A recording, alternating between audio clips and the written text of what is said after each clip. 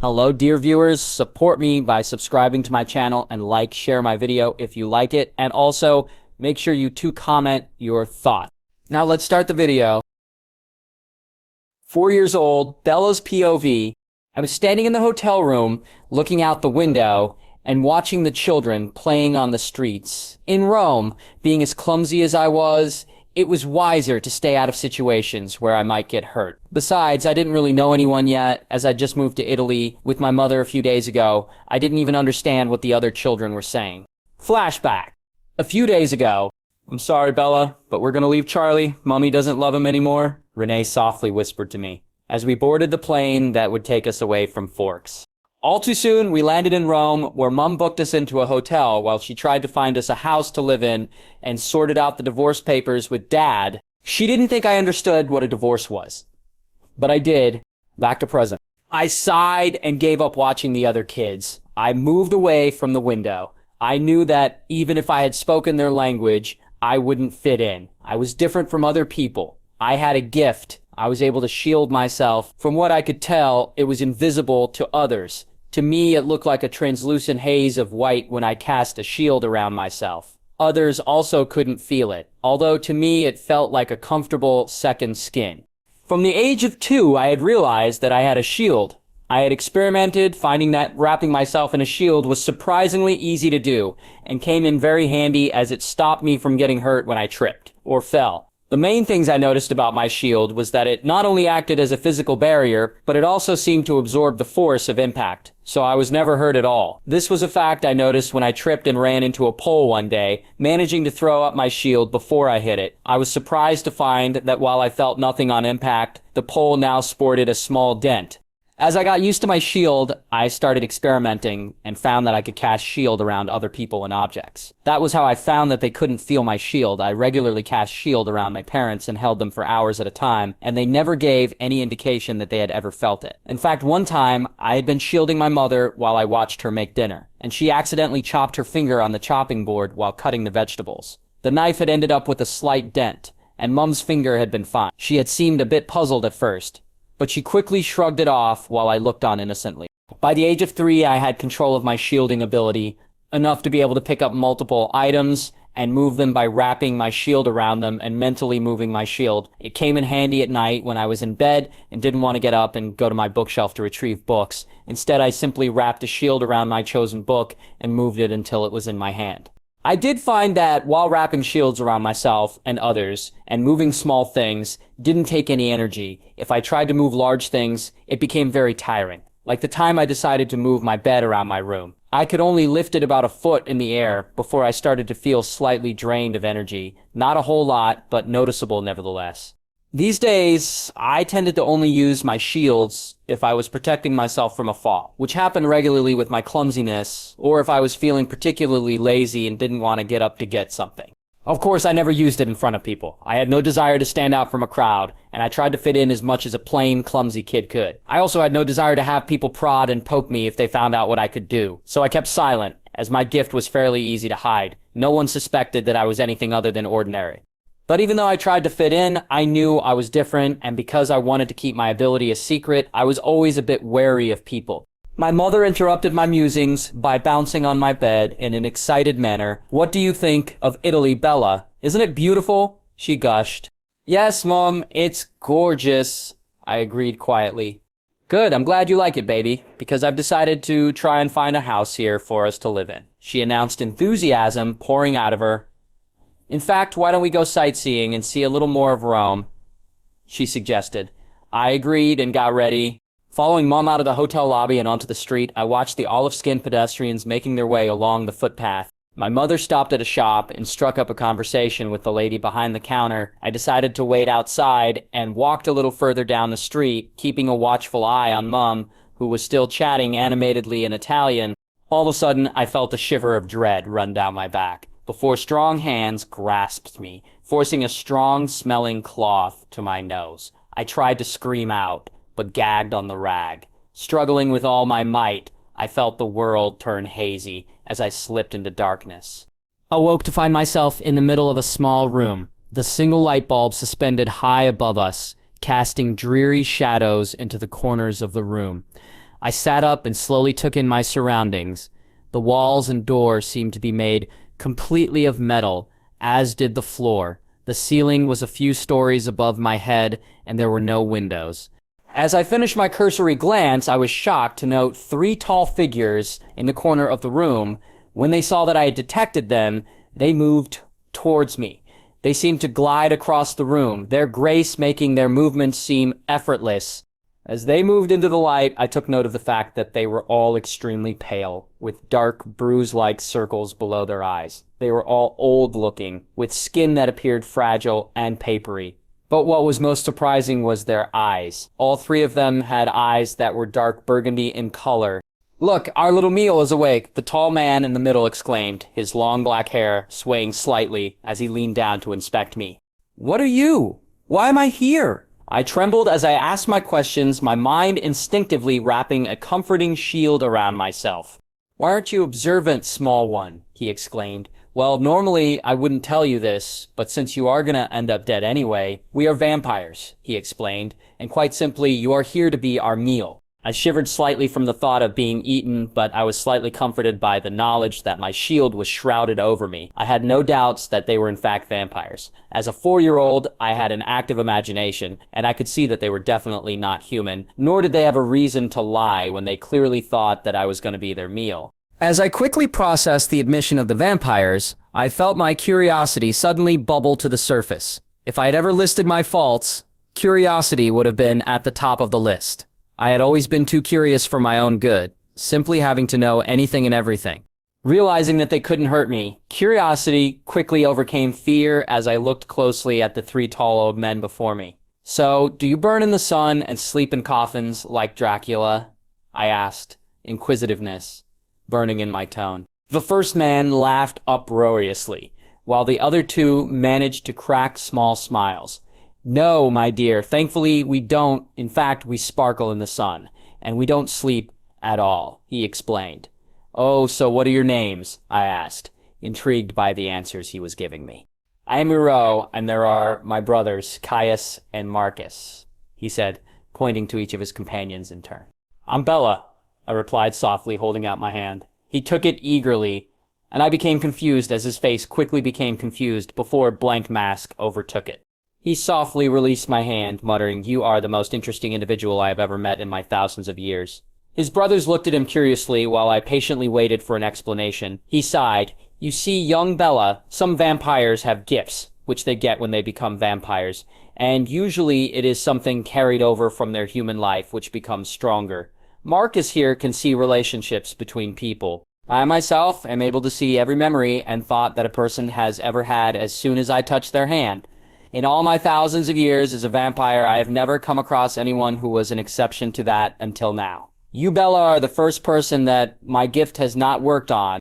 While his revelation about other beings with special abilities like mine was surprising, I was relieved that my shield also worked against this surprising development. It suddenly occurred to me that they hadn't tried to eat me yet. "Why haven't you eaten me yet?" I asked, confused, before I realized that I should gain as much information as possible before they decided to drink my blood. "And where are we?" "Well, little Bella, we haven't eaten you yet because we are trapped in this room with you, and we are saving you to give us strength when we try to escape." I was puzzled. Aren't vampires really strong and fast? Can't you just smash a hole in the wall or rip the door off? Ura chuckled. "Unfortunately, my dear, our captors have made it so that even a slight pressure on the walls will cause it to burst into flames, the one and only thing that can kill vampires. So we have been trapped in here for nearly a month now." I mulled that over for a little while before I decided to test the walls. With my shield secure, I confidently walked up to the wall and held out my hand to push against it. "No!" Urf shouted, dashing forward to stop me from burning myself to a crisp, but he stopped as flames poured out where my hand touched the wall. All 3 watched in amazement as the flames danced along my arm without burning it. I finally stepped back, and the flames died out. I turned to find all 3 vampires examining me closely. "That's quite a gift you have, young Bella," Era's eye glinted with sudden interest.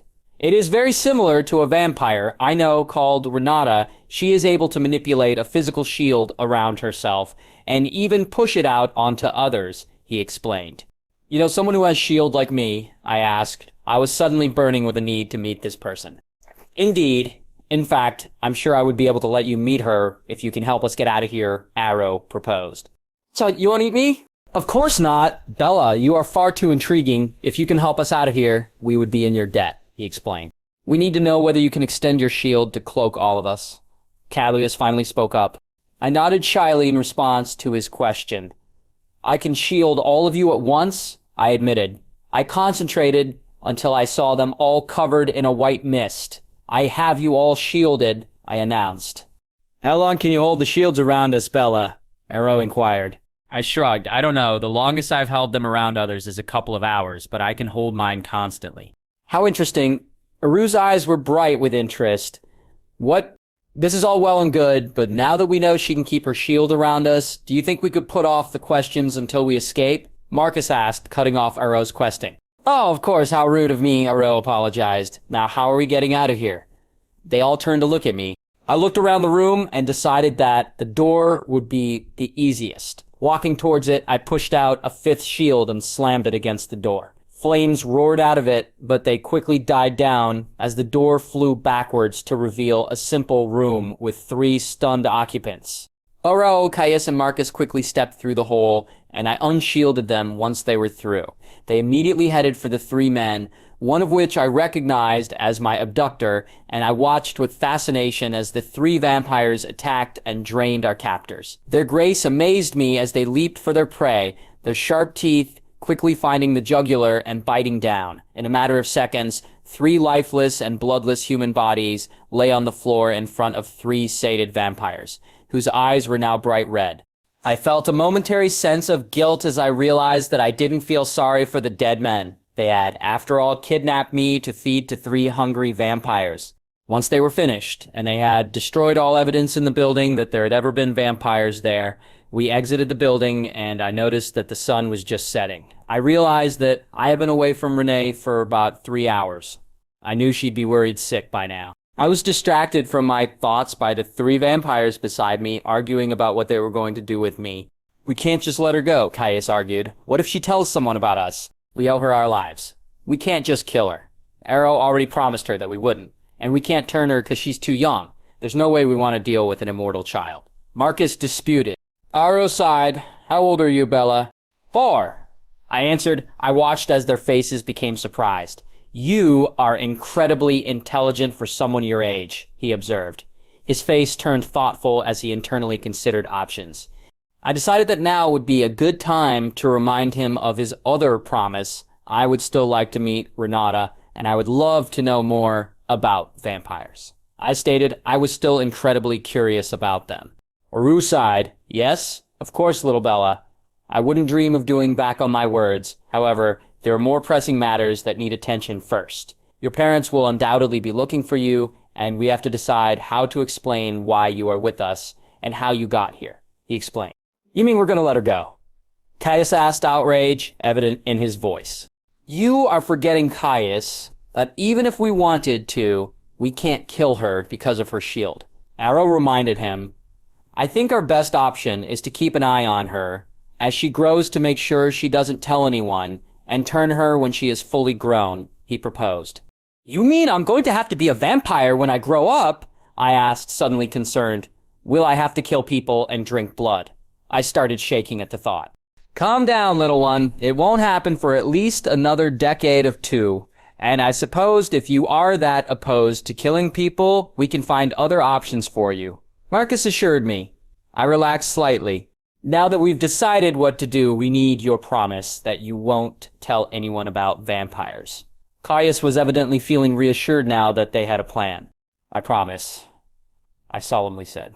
I had absolutely no intentions of telling anyone about this, even in the unlikely event that they would believe a 4-year-old hadn't made it all up. I knew that I would have to reveal my gift as well, something I was never planning to do. They continued discussing the best ways of keeping any eye on me before they finally agreed on a plan that hinged on me, convincing my mother to find a house in Volterra, a small Italian city situated a couple of hours from Rome. We finally made our way to the hotel where I was staying. I had been given a piggyback ride from Marcus as they swiftly moved through the streets, only slowing to a human pace when we got close to the city center, and there were more people. We walked into the lobby to find my distraught mother crying as she talked to the hotel manager. She looked up as we came in, and her tear-stained face lit up when she noticed me on Marcus's back. He lowered me to the ground, and I ran into her waiting arms, looking up at her relieved face as I hugged her. She straightened after a moment, turning to the 3 vampires who were silently watching our reunion. "Thank you so much for bringing her back," she exclaimed. "What happened?" Well, Mrs. Uro trailed off, suggestively. "Swan," Renee supplied. "It's a pleasure to meet you. I am Volturi, and these are my brothers Marcus and Caius." He introduced them before starting on our prearranged story. "My brothers and I were walking down the street when we saw a man ruin up to little Bella here and snatch her, putting a chloroform-soaked cloth over her face. He then ran away, carrying her limp form. My brothers and I then chased him into the outskirts of town, where we lost him, but we kept looking anyway, and eventually found him again.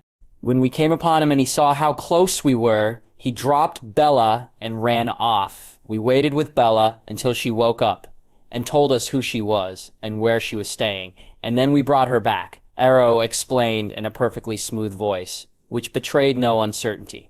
"Thank you again. What can I do to thank you?" Renee asked. The 3 vampires grinned at her question.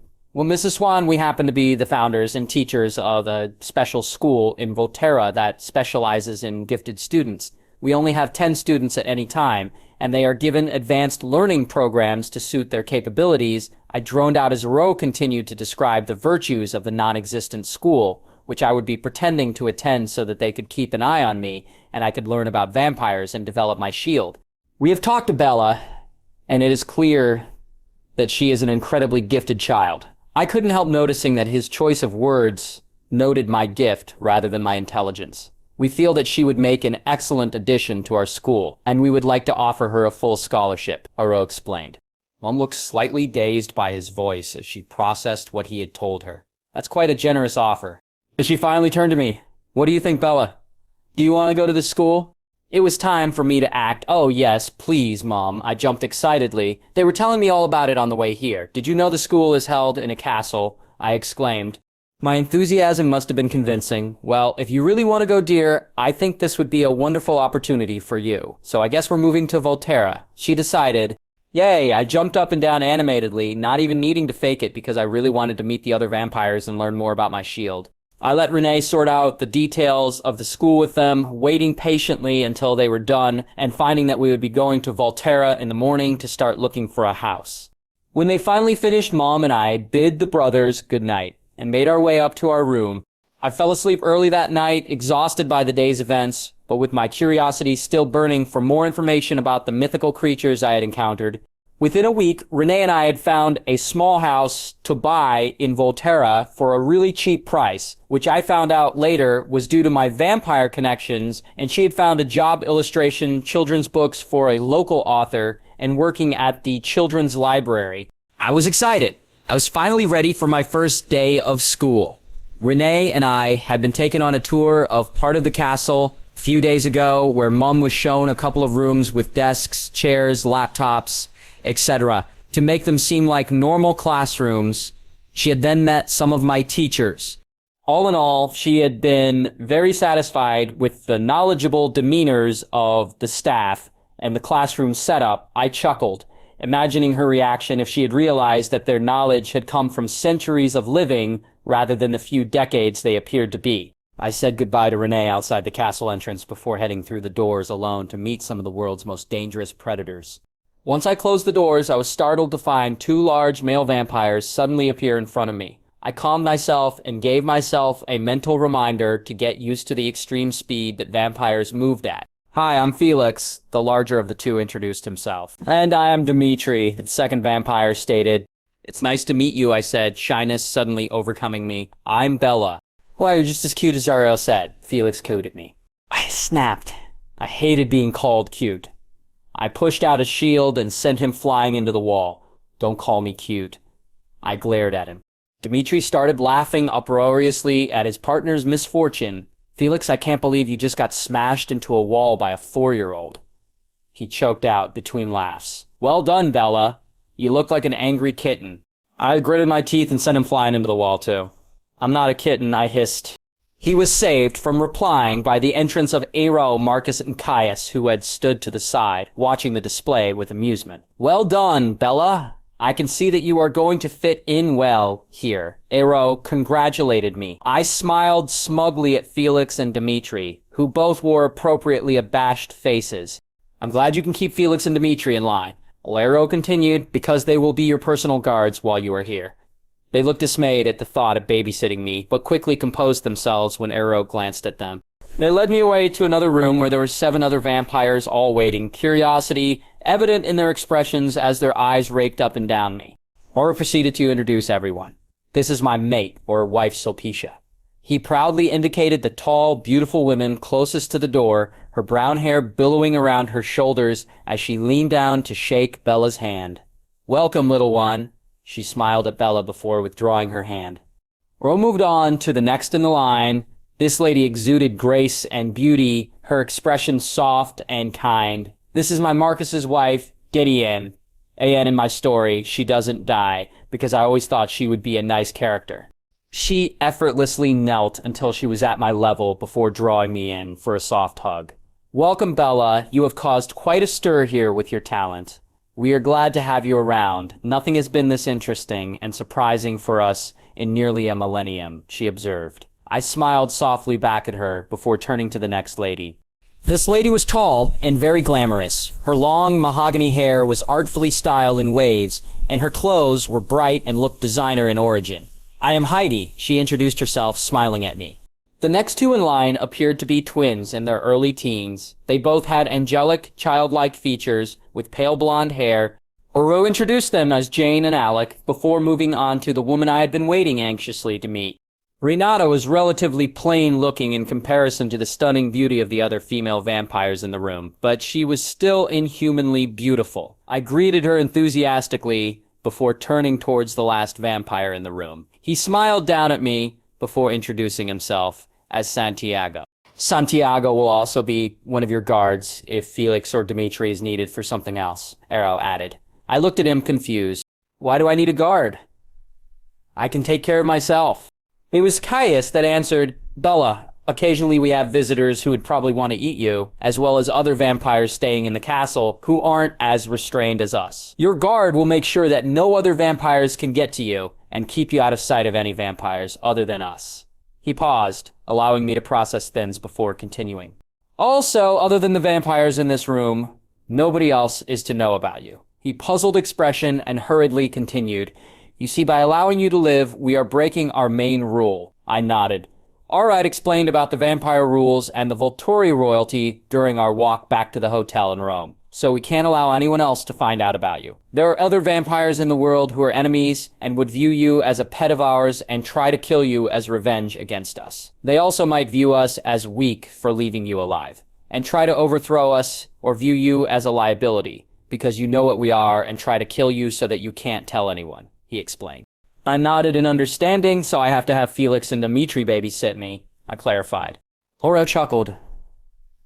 I'm afraid so, my dear. My school days passed quickly and without problems as I learnt my lessons from the 10 vampires. I had found out that they had actually registered as a private school, making up fake students to fulfill the requirements. Every now and then, I had to sit tests to show my mom how well school was progressing. I got along well with all the vampires, finding to my surprise that I seemed to fit in better with them than I ever had with humans. Each of the vampires had their own interests, and they all taught me different things. Uro taught me about mythological creatures, not only about the traits of vampires, but also describing in detail werewolves, fairies, witches, and shapeshifters. I was surprised to learn that there was a tribe of wolf shapeshifters in La Push, very close to Forks where I had been born. I was even more surprised to find out about another tribe in Africa that could shift into lions. Marcus and Caius taught me about literature, expanding on my already strong interest in classics by showing me their favorite novels of all time, and telling me real-life stories about some of the authors. They also both had a passion for chess, which I quickly picked up. They were only too happy to teach me, and I was soon developing my own tactics and strategies until I occasionally beat one of them. Didimi quickly discovered my love of music and taught me to play the harp, which I quickly came to love. She also found her favorite music throughout the last millennium, and with her guidance, I developed my taste in music, Debussy quickly becoming my favorite composer, with Clair de Lune being my favorite song. Jane taught me about technology, especially mobile phones and computers, to the point where I could hack into any government agency or secret service in the world. Alec's enthusiasm for history made him my geography and history teacher, and I quickly learned all I could about different countries throughout the ages, learning their languages as well, and extracting promises from all 10 vampires that when I was older, they would take me to visit some of my favorite countries. Heidi taught me maths, surprising me with her passion for formulas, which contradicted her supermodel appearance. Sulpicia was also surprising. Her interest was science, and she was an excellent teacher, always allowing me to do fun experiments. Santiago taught me about mechanical things, and I quickly mirrored his passion for cars, learning all I could about current cars and cars throughout history, as well as engines, etc. I had already had Santiago promise me that he would teach me to drive once I was tall enough to see over the steering wheel. I quickly got used to being shadowed everywhere by Felix and Dimitri, although I regularly apologized for having to have them follow me everywhere. I imagined that it would be an incredibly boring thing to do every day. But they assured me that it was the most interesting thing they had done in years. They taught me to fight, which I found incredibly fun. They soon realized that even if they ganged up on me, they couldn't beat me, because the moment they grabbed me, I would push out my shield and throw them off, or cast shield around them and freeze them in place, or levitate them off the ground by moving the shield wrapped around them up into the air. They always grumbled when I left them hanging, while I laughed at them. Renata was, of course, in charge of helping me learn more about my shield, and how to develop my control. Arrow liked to observe these lessons, and I soon found that I could catch things mid-air with my shield and throw them back, which led to some interesting games of football. After only a couple of days, though, Ryota announced that he thought I had a second shield, a mental one. He explained that the power he had, as well as those of Jane and Alec, were all mental powers. Jane's power was making people think they were burning, while Alec made them feel nothing. Neither power worked on me, leading Ryota to the conclusion that I must also have a mental shield. After a lot of concentration and time, I soon found my second shield. My mental shield was also visible to me when it was on others, and with practice, I was soon able to wrap it around others as easily as a physical shield. The only difference was that the mental shield was a see-through bright blue color. When I wrapped both shield around someone, the combined colors made it look like a light blue coating. The only exception to my mental shield was me. Even though I obviously had a mental shield around myself, mine was not able to be seen, and it was extremely had to push away. I usually only succeeded in pushing it away for less than a minute before I got distracted, and it would snap back. The years raced by as Renee and I continued to live happily in Volterra. Every year I would go back to Forks and spend 2 weeks with my dad, and the rest of my time was spent with Mum or with my vampire family.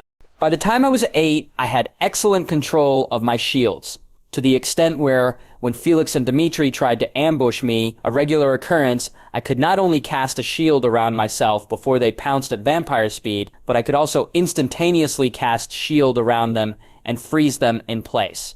We had also figured out that my range for both of my shields was 5 miles, and I had worked on my personal mental shield to the point where I could keep it away from me for nearly 20 minutes. Although it still required concentration, and I still couldn't see why I would want to do it anyway, but Aro and Renata thought it would help strengthen my shields.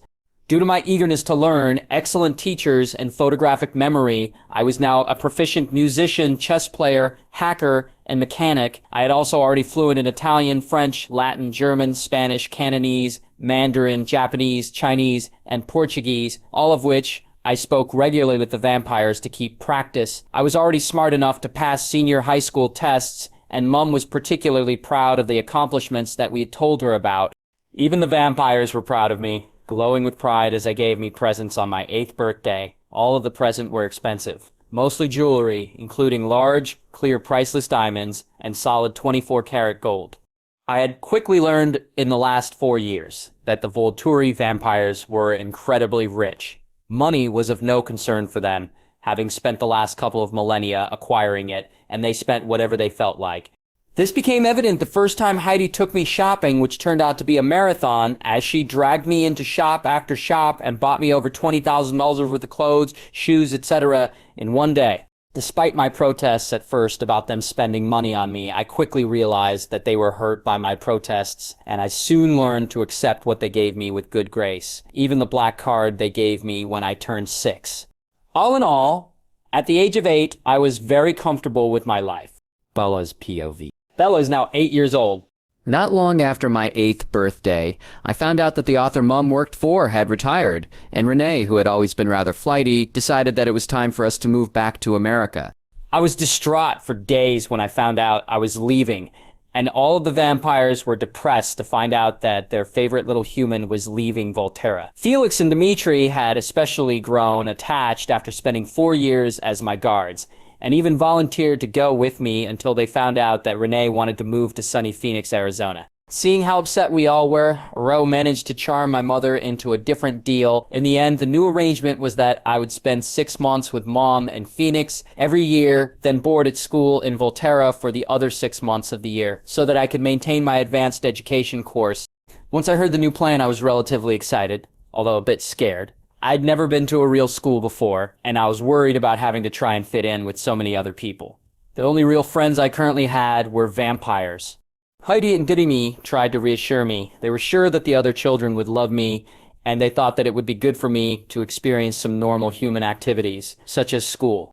Bearing these assurances in mind, I packed the stuff I was taking to Phoenix and had Felix and Dimitri take everything I was leaving in Volterra to the castle. I was to be given my own tower, with an extremely large living area, including an open lounge, kitchen, and music room on the first floor. My large bedroom, with an ensuite and an enormous wardrobe, Heidi insisted so that she had somewhere to put all the stuff she bought me, was at the top of the tower with floor-to-ceiling windows, giving me an uninhibited and picturesque view of Italy. Sulpicia, Dadami, Heidi, and Jane had helped me pick out a white, silver, and blue color theme for my tower and promised to decorate and furnish it while I was away.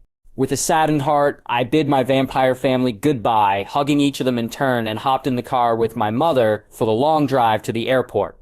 As we drove, I fingered their parting gift to me. It was a Herfincher-inch wide 24 CT white gold cuff bracelet engraved with a pattern of 10 freesias linked with lavender sprigs. At the center of each freesia, a clear half-CT diamond was embedded. The freesias and lavender represented me, and it was because to them, my scent smelt like a combination of both flowers. The 12 diamonds represented each member of my vampire family for their durability, and because, like diamonds, they sparkled in the sun. It was my favorite gift from them because of its sentimental value. I smiled as I looked down at it, now secured safely to my wrist. I had no intentions of ever taking it off. The flight to Phoenix was uneventful, and I slept most of the way. When we finally collected our luggage, left the airport, and found our way to the house Mom had bought, I was surprised to find how much I liked the small yellow house in front of us. The house was situated within walking distance of the beach, and the school Mom had enrolled me in, I would be in 3rd grade there. Rua, Marcus, and Caius had warned me to act like I didn't know the answers to everything, because I would stand out and we didn't want anyone asking questions. Over the next week, we quickly unpacked, brought new furniture, and settled into our new home. I found myself loving the beach, and I regularly dragged Mom there so that I could play in the waves. I mentally added learning to swim to my to-do list, absently wondering whether I could convince my vampires to install a pool at the castle. School was an interesting experience for me. Due to spending a lot of my time with vampires, my hearing had developed to the point where I could hear a vampire whisper from about 20 feet away, a trait that was useful for overhearing Felix and Dimitri's plans to ambush me. My sense of sight and smell had also heightened, along with a sixth sense for knowing when people are watching or creeping up on me, also handy for foiling Felix and Dimitri. Because of my excellent hearing, I could hear the whispers about me. People were making up wild rumors for the first couple of weeks about the pale new girl. I hadn't even considered the fact that everyone else in Phoenix had a tan from spending time in the sun, while I was very pale. In addition, my Italian accent, developed from my time in Italy, stood out like a fox in a henhouse. Some of the Snyder comments made me wince. I heard she was locked up in a mental institution and they just let her out. That's why she isn't tan. My mom said that she heard from a lady at the library that she's from some weird country, so she's not like us. I rolled my eyes at that, surprised that they thought being from another country was weird. After the first few weeks, though, the rumors died down and I fell into a regular routine. I kept fairly quiet at school, never volunteering to answer questions, and avoiding talking to teachers when possible. At home, I enjoyed spending time with my mom, and I soon took over the cooking duties when I found out how much I enjoyed it. I talked to my Volturi vampires a couple of times a week, glad that I didn't have to worry about the time difference since they didn't sleep. They were always encouraging and eager to learn about my weeks, especially school, since when they were born, there hadn't been school. I sometimes got the feeling that they were living vicariously through me. I soon found that Santiago had gotten me subscriptions to Car and Driver and Road and Track car magazines. When I called to thank him, he simply replied, "Well, the chances of you getting to play with any real cars over there are pretty slim, and you need to keep up to date on the cars coming out. You can pick out the one you want us to get you as a coming home present. It's time we taught you to drive." I couldn't contain my squeal of delight at this, and I spent a lot of my free time researching for the perfect car in the next few months. Not to be outdone by Santiago, the others also regularly sent me things. The day I started school, I came home feeling a little sorry for myself after being subjected to everyone whispering and staring. I was cheered up immediately by what awaited me in the living room. A beautifully carved harp, a baby version of a concert grand harp, was sitting there courtesy of Didimi. It was a duplicate of my one in Volterra, made especially for me due to my size. Didimi also regularly sent me blank music sheets for composing and music pieces to play, along with the latest CDs of musicians and bands that I liked. It soon became common for me to come home after a particularly boring day of school to immerse myself in music for a few hours. Heidi constantly shopped for me online, having everything with her sent to me or stored in my tower in Volterra, as well as subscribing me to 5 different fashion magazines. She also sent me complicated maths equations to do when I was feeling like my IQ had dropped 50 points from being in a normal school, while Sulpicia sent me medical journals and quantum physics books to read. Marcus and Caius sent me many first editions of classic books and any other literature they thought I would find interesting. They also had Jane send me a chess program for my computer, which I played to keep up my skills, although that soon became a bit boring when I won every time, even on the hardest level. Taking a leaf out of Santiago's book, Alec got me subscriptions for National Geographic and History magazine. Pick out your favorite countries, and when you get back, we'll take you to visit some of them. He promised. I spent the time I could spare from choosing a car, excitedly looking at different countries around the world to explore. Jane subscribed me to 6 different computer magazines and regularly sent me new parts and programs for the state-of-the-art laptop she had given me before I left. Felix and Dimitri sent me books on the different styles of fighting throughout the world, everything from jiu-jitsu to aikido and boxing. When they found out that almost everyone else had gotten me magazine subscriptions, they immediately signed me up to receive 3 martial arts magazines. Uso had a different approach. He sent me popular books and movies about mythical creatures so that I could laugh at how wrong the creators were. Dracula was a particular favorite. They also got me subscriptions to 2 children's magazines to help me learn more about people my age, and so that I would understand what the other kids at school meant when they talked about certain celebrities or TV programs. All in all, at the start of every month, I would receive 20 magazines in the mail, which I would eagerly peruse, then discuss with my vampires. I did eventually make a few tentative friends. Chantal was a sporty girl in my class who originally started talking to me because of my accent. We became friendly mainly because we were opposites. She was sport and loud, I was clumsy and shy, but I wasn't complaining. Mainly because I was eager to have anyone as a friend, and I didn't mind not being able to get a word in edgeways in a conversation. Being friends with Chantal meant that I met her best friend and neighbor, Breeze.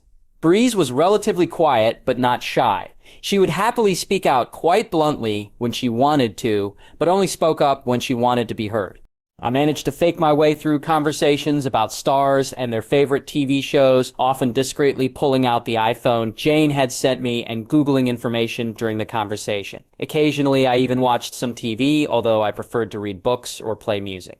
The weeks passed by quite quickly, and I found myself enjoying my new life quite a lot. I even got invited to a few sleepovers, which involved lots of talk about makeup, clothes, and boys, as well as lots of singing, junk food, and manicures. With the exception of junk food and the actual sleeping part, the sleepovers reminded me of Heidi, and I was looking forward to seeing my vampires again. When the time came to head back to Volterra, I gave my mom a tearful goodbye after saying a reluctant goodbye to Chantal and Breeze. I was surprised to find that I was slightly nostalgic, but it was quickly brushed aside as enthusiasm to be back in Volterra took its place. I had finally picked out the car I wanted and sent Alec a list of all the places and countries I wanted to visit. I excitedly hopped on the plane, eager to see my vampire family again. Bella's POV. Over the next 2 years, I greatly enjoyed my time in both countries. When I first got back to Volterra, I found that, as promised, my tower was now decked out with a supersized flat-screen TV mounted on the wall, combined with the best sound system money could buy, and every type of gaming system possible. A comfortable white leather lounge suite sat in front of it, and on the coffee table was a beautiful chessboard made of ebony and ivory. In a different corner of my open living area was a large desk with a computer customized by Jane, complete with two 32-inch monitors, while in a separate area, to the back of the room, was a large kitchen, which would make chefs drool, with a plethora of shiny new kitchen appliances resting on the granite counter. My room now had a huge king-size bed, complete with electric blanket, and a soft white, silver, and blue comforter. All around my tower there hung priceless original paintings, each more beautiful than the last. I also found, to my delight, that after finishing the furnishing of my room and stocking my closet and bathroom, they had fulfilled my last request and taken out the stairs that had led to my bedroom. My bedroom was now 100 feet above the floor below, and the only way to get to it was to levitate myself there using my shield. It was just high enough that vampires couldn't jump to it and could only get up if I wrapped a shield around them and brought them up. This made it a perfect getaway from everyone, where I could have uninterrupted quiet time if needed. I settled easily into a new schedule. Santiago had been as good as his word, and a shiny new silver Audi R8 had been waiting for me on arrival, although I learned to drive in the castle's other cars because I had no wish to crash my brand new car. Driving lessons quickly became one of my favorite parts of the day. I started off in an aerial atom at a private track with Santiago running at vampire speed beside me and teaching me how to control the small vehicle. Being an overexcited 8-year-old that was just learning to drive, I managed to crash on my first lesson. I had been begging Santiago to let me go faster, stating that as long as I was going in a straight line, it shouldn't matter what speed I was going at. Santiago refused, but being the stubborn person I am, I ignored him and floored the little atom. The speed was so exhilarating that I forgot that the end of the track was near and didn't have enough time to stop. Luckily, thanks to my shield, both myself and the atom were fine, although my pride took a big hit and there was a large scent in the wall that we crashed into. Santiago, of course, couldn't resist teasing me about it for years to come, to my immense embarrassment, and Dimitri and Felix, who watched all of my driving lessons, occasionally mentioned the incident to get a rise out of me. It's times like these that I wish vampires didn't live forever and have perfect memories. I grumbled shortly after the crash as all 3 vampires laughed at me. Eventually, I managed to learn to drive properly, and I quickly enjoyed the speed of the cars. Santiago wanted me to be able to control any type of car, and I progressed to a Hummer after the Atom, before quickly moving to a Pagani Zonda. I tried many different cars, from muscle cars to exotics, before I finally began driving my Audi almost exclusively. Santiago's driving lessons included racing, drifting, and drag races, as well as burnouts, and a plethora of car tricks. Of course, Santiago also continued to show me the best ways to boost my car's performance, and I was soon tuning my Audi under his ever-watchful eyes. Although I hadn't been able to convince my vampires to install a pool, they had enrolled me in swimming lessons at the public pool, and I quickly learned that I was much more graceful in the water than I was out of it, much to Felix and Dimitri's surprise. Now that I lived in the castle, Felix and Dimitri decided that I had time to spare, so they taught me how to play different games on the multiple gaming systems they had installed in my room. I have to admit I enjoyed competing against them at Mario Karts and Halo a lot more than I let on, and it was amusing to watch 2 vampires who were centuries old pout at me when they lost. Most of my other lessons were still fairly similar, only more advanced, and I still enjoyed them all. One of the others that changed was Alec's lessons. Now that he had my list, we regularly took weeks off to travel to a different country and explore, choosing weeks when the weather was forecast to be overcast so that we could go outside during the day. Often one or two of the other vampires came with Alec, Felix, Dimitri, and I. Jane was one of the most regular. She seemed to enjoy being close to her twin, and came on at least half of our trips. The others took turns coming, seeming to enjoy watching my sense of wonderment each time we went to a new location. Heidi especially enjoyed coming along, and dragged me off to the largest shopping centers to buy things for me.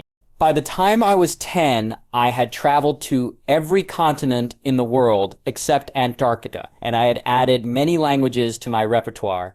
Shortly after my arrival in Volterra for another 6 months, and just after my 10th birthday, Aro, Marcus, and Caius called me into the meeting room for a discussion. Well, you know we feel like you are part of our family, and you know we are somewhat regarded as royalty amongst the vampire world, so we have a proposal for you, Aro started. I stared nervously at them, unsure of where this was going. We would like to crown you Princess of the Volturi, Aro explained. To say I was shocked would be an understatement. I could feel tears prick in my eyes as I was overwhelmed with happiness. I would love to officially be a part of the family. I choked out before succumbing to my happy tears. They all stared at me, perplexed as my cheeks were overrun with salty water.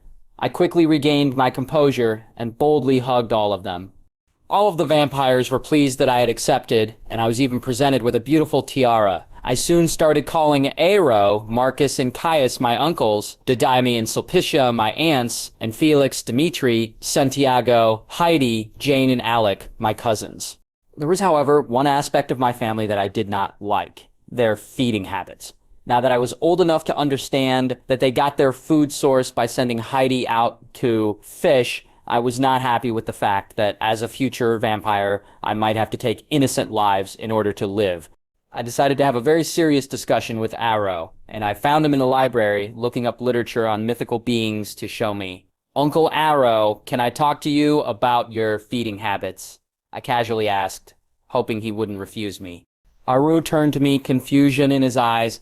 What would you like to know? Well, I know you kill humans to survive, and I know that when I become a vampire, I'm gonna have to drink blood, but I don't think I would ever be able to kill an innocent person just for food, I explained. I had long ago accepted that my vampire family killed humans regularly for food, but I knew that I didn't want to do that, if there was another way to live as a vampire. Is there any other ways to live? I asked, hoping there would be some other option. Uncle Aro sighed. We thought you might bring this up soon, and you will be happy to know that there is another option, he promised.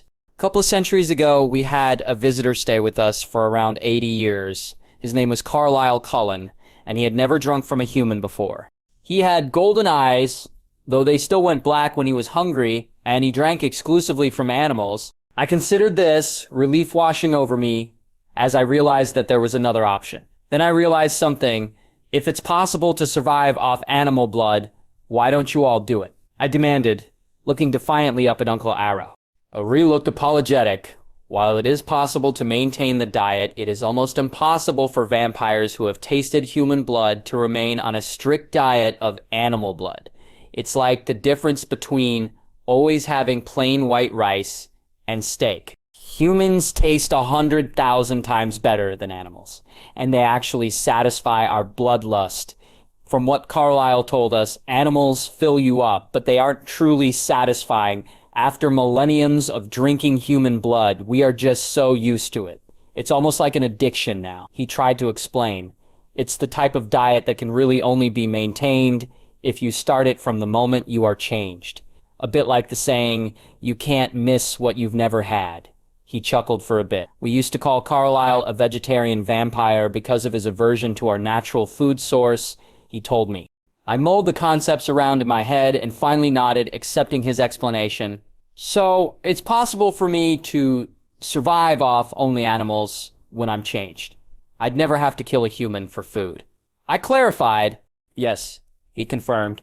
In fact, if you would like, before your change, we could take you to meet one of the covens that adhere to this diet. Maybe even arrange for you to stay with them after your change, he offered. There's more than one? I asked, surprised. Yes, there's Carlisle's coven, of course. He now has a family of vampires that follow his diet. I don't know where they are at the moment. Somewhere in America, I think. But they move around every few years so that Carlisle can maintain his job as a doctor at hospitals. He stopped and waited for his words to sink in. Doctor?" I asked, astonished. Uncle Ero smiled. "Yes, he has such excellent control of his bloodlust that he dedicated his existence to saving lives," he confirmed. I was impressed.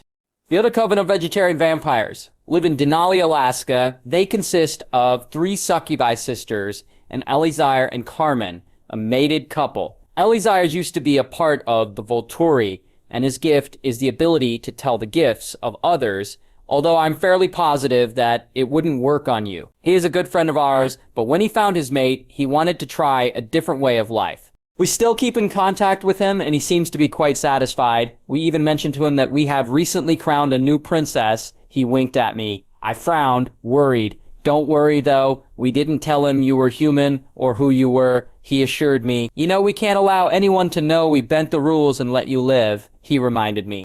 I sighed, relieved, but as a close friend of ours, we wanted to tell him that had crowned a new princess and that she is extremely powerful. Anyway, it won't hurt to have a few rumors of the new, extremely powerful Volturi princess floating around. They will all assume that you are a vampire, of course.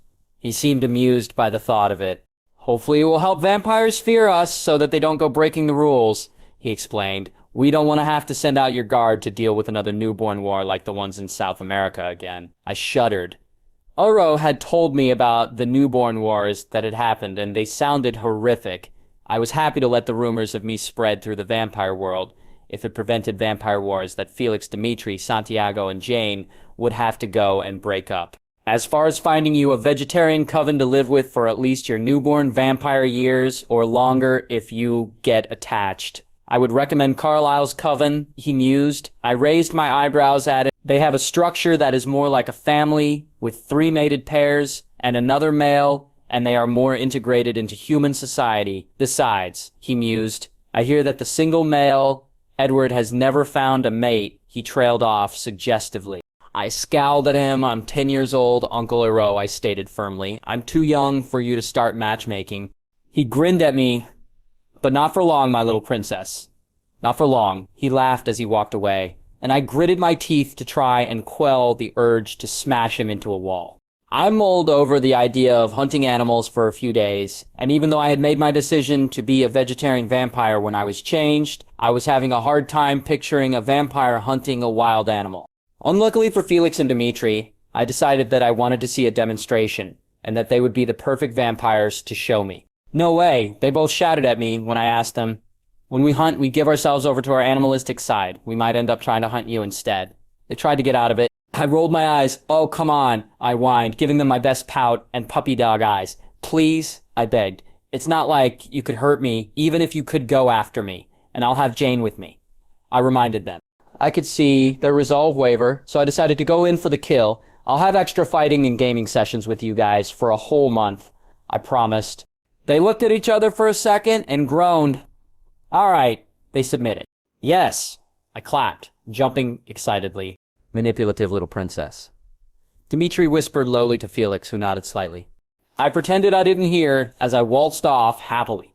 The next night, I found myself comfortably whipping through the trees on Jane's back as we made our way out of Volterra and into the forest with Dimitri and Felix in tow. I was feeling exhilarated. I loved getting rides for my vampires. The speed and rush of trees whizzing past us was energizing. I was enjoying myself so much that I was almost disappointed when we stopped, and Jane leaped up into a tree, climbing until we had a clear view of Felix and Dimitri below. Jane silently pointed to a herd of roe deer that weren't too far away. She wrinkled her nose slightly, making a disgusted face as their scent hit her, and muttered, "They don't smell very appetizing," before lapsing back into silence.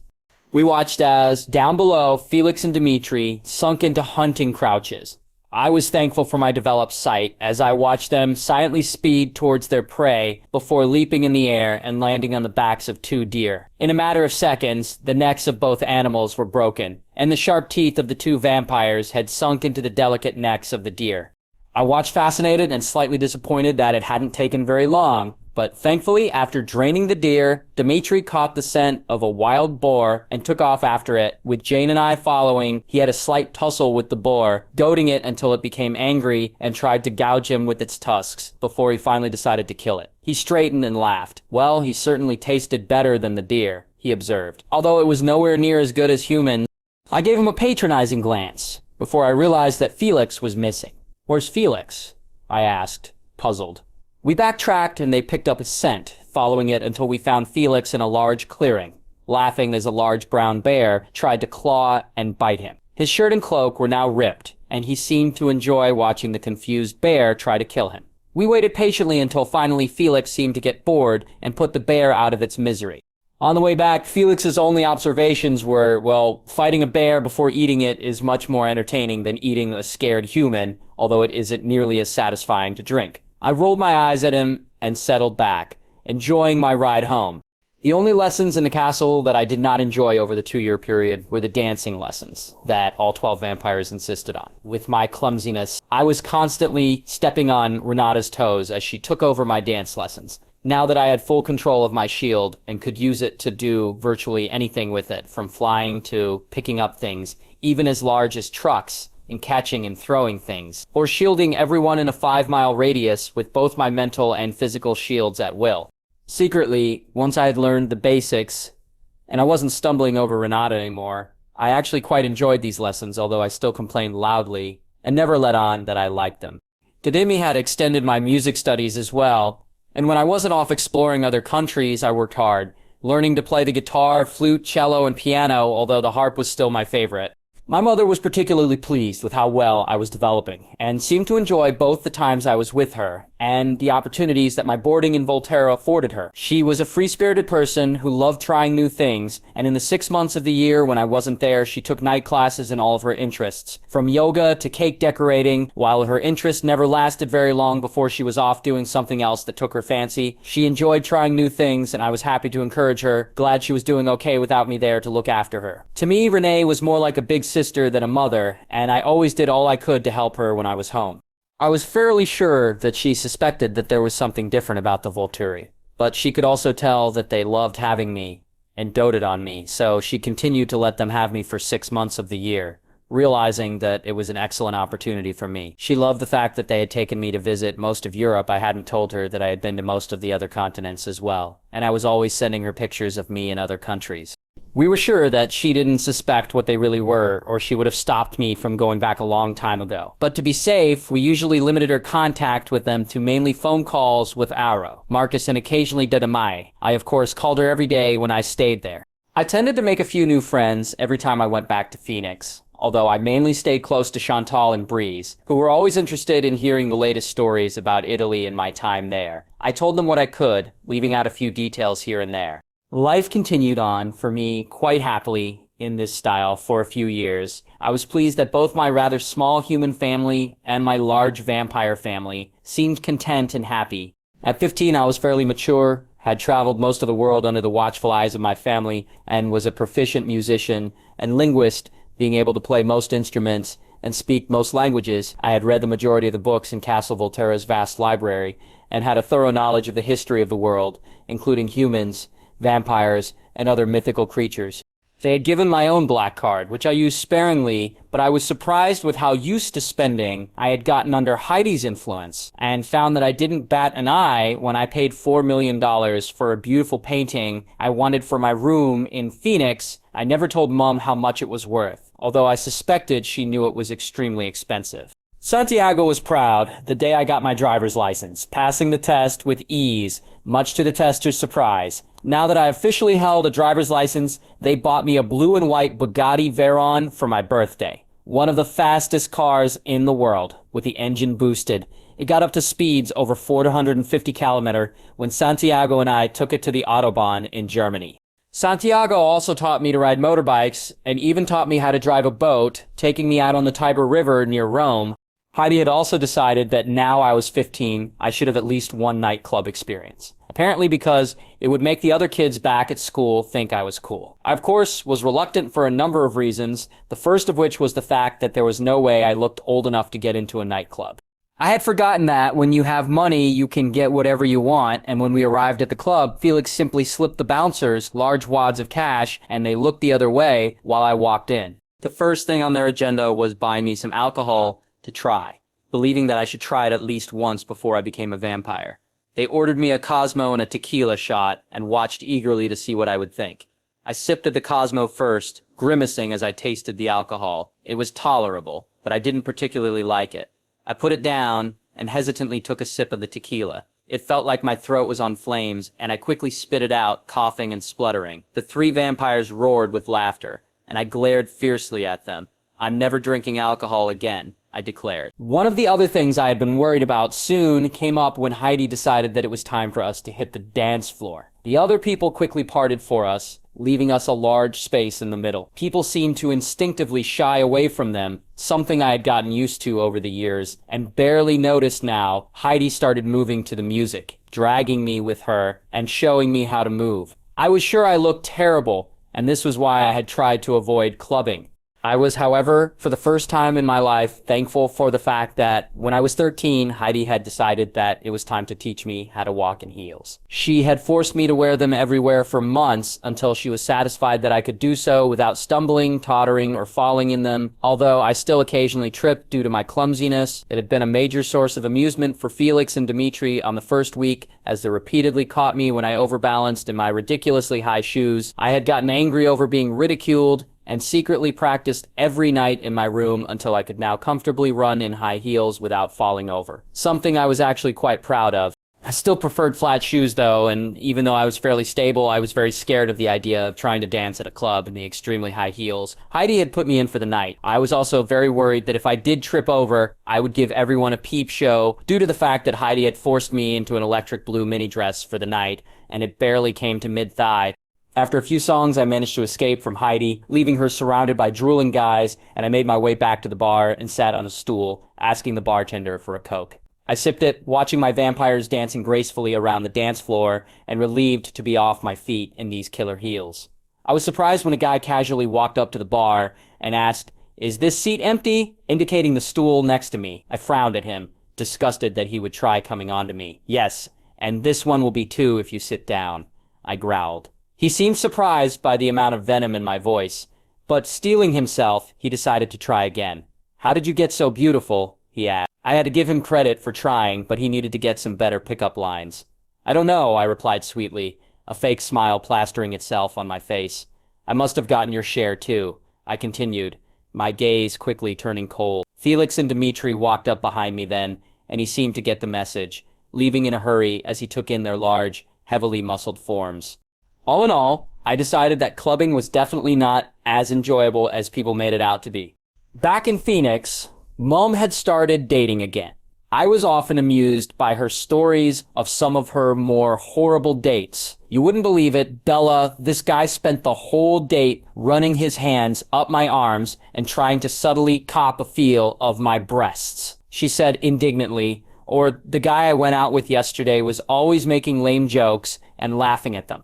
"They weren't even funny, Bella," she ranted. "Nobody finds what do you call a camel with no humps? Humphrey funny." Sometimes I felt a little bad for her having to survive these bad dates, but I was glad that she normally seemed to have fairly good dates.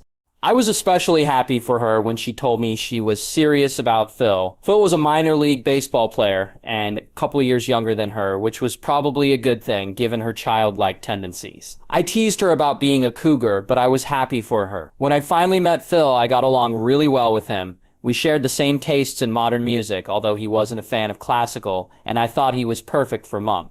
Castle Volturi got a receptionist when I was 16. Uncle Caius had gotten tired of always having to sort out all the documents and tedious details that came with the upkeep of the castle, and they employed a beautiful woman by the name of Gianna. Gianna was very friendly, and I quickly made friends with her. She never asked questions about the vampires or me, and kept her mouth shut about her observations. We were all sure that she knew what they were, her sparkling green eyes missing nothing, as she silently watched the castle's activities. But as long as she didn't voice her suspicions, technically they weren't breaking any rules by having her work for them. Ero made sure to shake her hand regularly, checking her thoughts, and we soon realized that she was hoping to be changed at some point. She was very loyal to us, and I respected her greatly for that. She never asked questions about why I would be staying or where I had come from, and was always very polite. She also held a great respect for me, because I had saved her life. I had been talking to Gianna about the renovations to a room next to my tower, where my new grand piano would be going, when a hungry vampire walked into the castle, obviously seeking Marcus, Caius, and Arrow. His eyes were pitch black, and when Gianna absent-mindedly flicked her hair, he lunged for her. I had reacted instinctively, cloaking us both in shields before catching the hungry vampire midair with another shield. Growling at him, I smashed my shield in on itself, quickly leaving the vampire a pile of pieces in the floor. Felix and Dimitri had come running at Gianna's terrified shriek, and arrived just in time to see me smash the vampire into pieces with my shield, my eyes blazing with anger. They stood there shocked for a second before Dimitri pulled a lighter out of his pocket and set the remains on fire. The next day, they gave me my own lighter. I still saw my dad, Charlie, for 2 weeks every year in Forks. We would spend the time exploring, watching TV, and fishing, where Charlie would fish, and I would sit on the bank and read a book, which we both found relaxing. I refused to go anywhere near the little boat after the fiasco that it had when I was 11. It was the last time I had ever fished, when one day I had leant too far over the edge of the aluminium boat, searching for the fish, when I suddenly found myself in the water, having capsized us. I had surfaced with mud all over me, and when I had finally gotten clean, I found that my body was covered with dozens of leeches. I had been subjected to days of torture trying to find them all and get rid of them, and I now avoided the boat like a plague. We usually went down to the Quileute reservation while I stayed too, as Charlie's best friend Billy lived there and was one of the tribal elders. I was usually a bit standoffish, though, knowing that they carried the gene that could turn them into shape-shifting wolves. Billy's youngest son, Jacob, was also a little too nice at times, even though I was 2 years older than him, and I tried to avoid him when possible. One of my favorite places on the reservation, though, was First Beach. It was absolutely beautiful, and I loved sitting in the soft white sand and listening to the waves crashing onto the shore. Inevitably, though, the 2 weeks would quickly come to a close. Charlie always seemed to enjoy having me, and I usually left every year feeling a little guilty that I didn't spend much time with him. All of this changed the year I turned 17. Much to my surprise and delight, Mom married Phil. I decided that it was time to spend a few years properly getting to know my dad. And my vampires agreed with me, although they extracted promises from me that I would visit for a couple of weeks every year. We were all well aware that my deadline to be changed was coming up quickly. We had agreed when I was 4 that I would be changed before I turned 20, so I only had a few years left as a human. I knew that Renee and Phil needed to spend time together alone as a newly married couple, and that if I wasn't there, she could go with Phil when he had to travel due to his work. While I could have easily gone to Volterra, I would have plenty of time to spend with my vampires after my change, so it was time to pack for Forks. Before moving to Forks, I bid my vampire family and Mum and Phil goodbye, taking a few of my favorite things from my tower and my room in Phoenix, including my small harp. There wouldn't be room in my Forks bedroom for a full-size concert grand harp, guitar, flute, and a few of my favorite paintings. I planned to buy a car when I got there, because I had no intentions of riding around in the police cruiser with my father, the chief of police. I also couldn't let Santiago ship my Audi R8 or my Bugatti Veyron to the US for me, because they would stick out badly in such a little town, and I didn't want that kind of attention. Instead, I figured that I would probably get a small, relatively inconspicuous car that could still go fast. I hated driving slowly. I promised Santiago that I would let him know what I bought so that he could send me the parts I would need to boost the engine and tune the car. I promised to regularly call and email my vampires and said goodbye, wondering what life would be like in Forks with my father and 2 full years of high school awaiting me. I had packed lightly, intending to go shopping once I was there. I knew I would need more warm clothes and coats, as it was always cloudy in Forks and rained for at least 300 days a year. Heidi had been disappointed that she wouldn't be able to send me loads of clothes, but I had been firm, knowing that my relatively small closet in Forks wouldn't be able to hold the copious amounts that she normally bought me. Gadimi and Sulpicia had helped me select some of my favorite jewelry to wear to dances and proms, which they made me promise to attend. I hoped the kids at school would think that it was costume jewelry, as some of it used to be crown jewels of England and was ornate, beautiful, and priceless. I didn't need people asking questions about where I had gotten it. Before I left, I had promised Aro, Marcus, and Caius that I would only use my shields if I was in danger, or practicing somewhere where I was sure I was alone. I also couldn't tell anyone of my connection to them in the unlikely event that I ran into any vampires. Most importantly, I was under no circumstances to tell anyone I was the Volturi princess, or tell anyone about my gift. All of these promises I made, I knew that if anyone found out about my give or my ties to the Volturi, I would be in danger, and I fully intended to live my life in Forks, like a normal human. I got off the plane in Port Angeles, easily spotting Charlie in the crowd, his police officer uniform making him stand out. "Hi, Dad," I greeted him. "Hi, Bells," he said, hugging me softly. We grabbed my luggage and headed for what would be my permanent home for the next 2 years. It was mainly silent as we drove. Charlie wasn't one for small talk, and neither was I. Eventually, though, Charlie broke the silence. "Oh, yeah, you got about 20 magazines in the mail yesterday." He seemed puzzled. I smiled. "Yeah, Dad, they'll be coming every month. I have subscriptions to them all," I explained. The only changes in my magazine subscriptions over the years had been the change of the 2 children's magazines for Vogue and TV Weekly. The rest were still the same. I looked down at my cuff, running my fingers softly over it and smiling as I was reminded of my vampires. My cuff had been resized a couple of times over the years as I grew, but it was still the same, the 12 diamonds, combining to a total of 6 CT, still sparkling brightly in the sun at the center of the engraved freesias. "Oh, and I bought you a car," he said. I inwardly winced, certain that as the police chief, he would have chosen the slowest and safest transport possible. I smiled at him. "Thanks, Dad, but you didn't have to do that. I was happy to buy my own." "Oh, it's okay, Bella. It's Billy's old 1953 Chevy truck, and he sold it to me pretty cheap," he explained, looking pretty proud of himself. "It was just sitting around now that he's in a wheelchair and can't drive."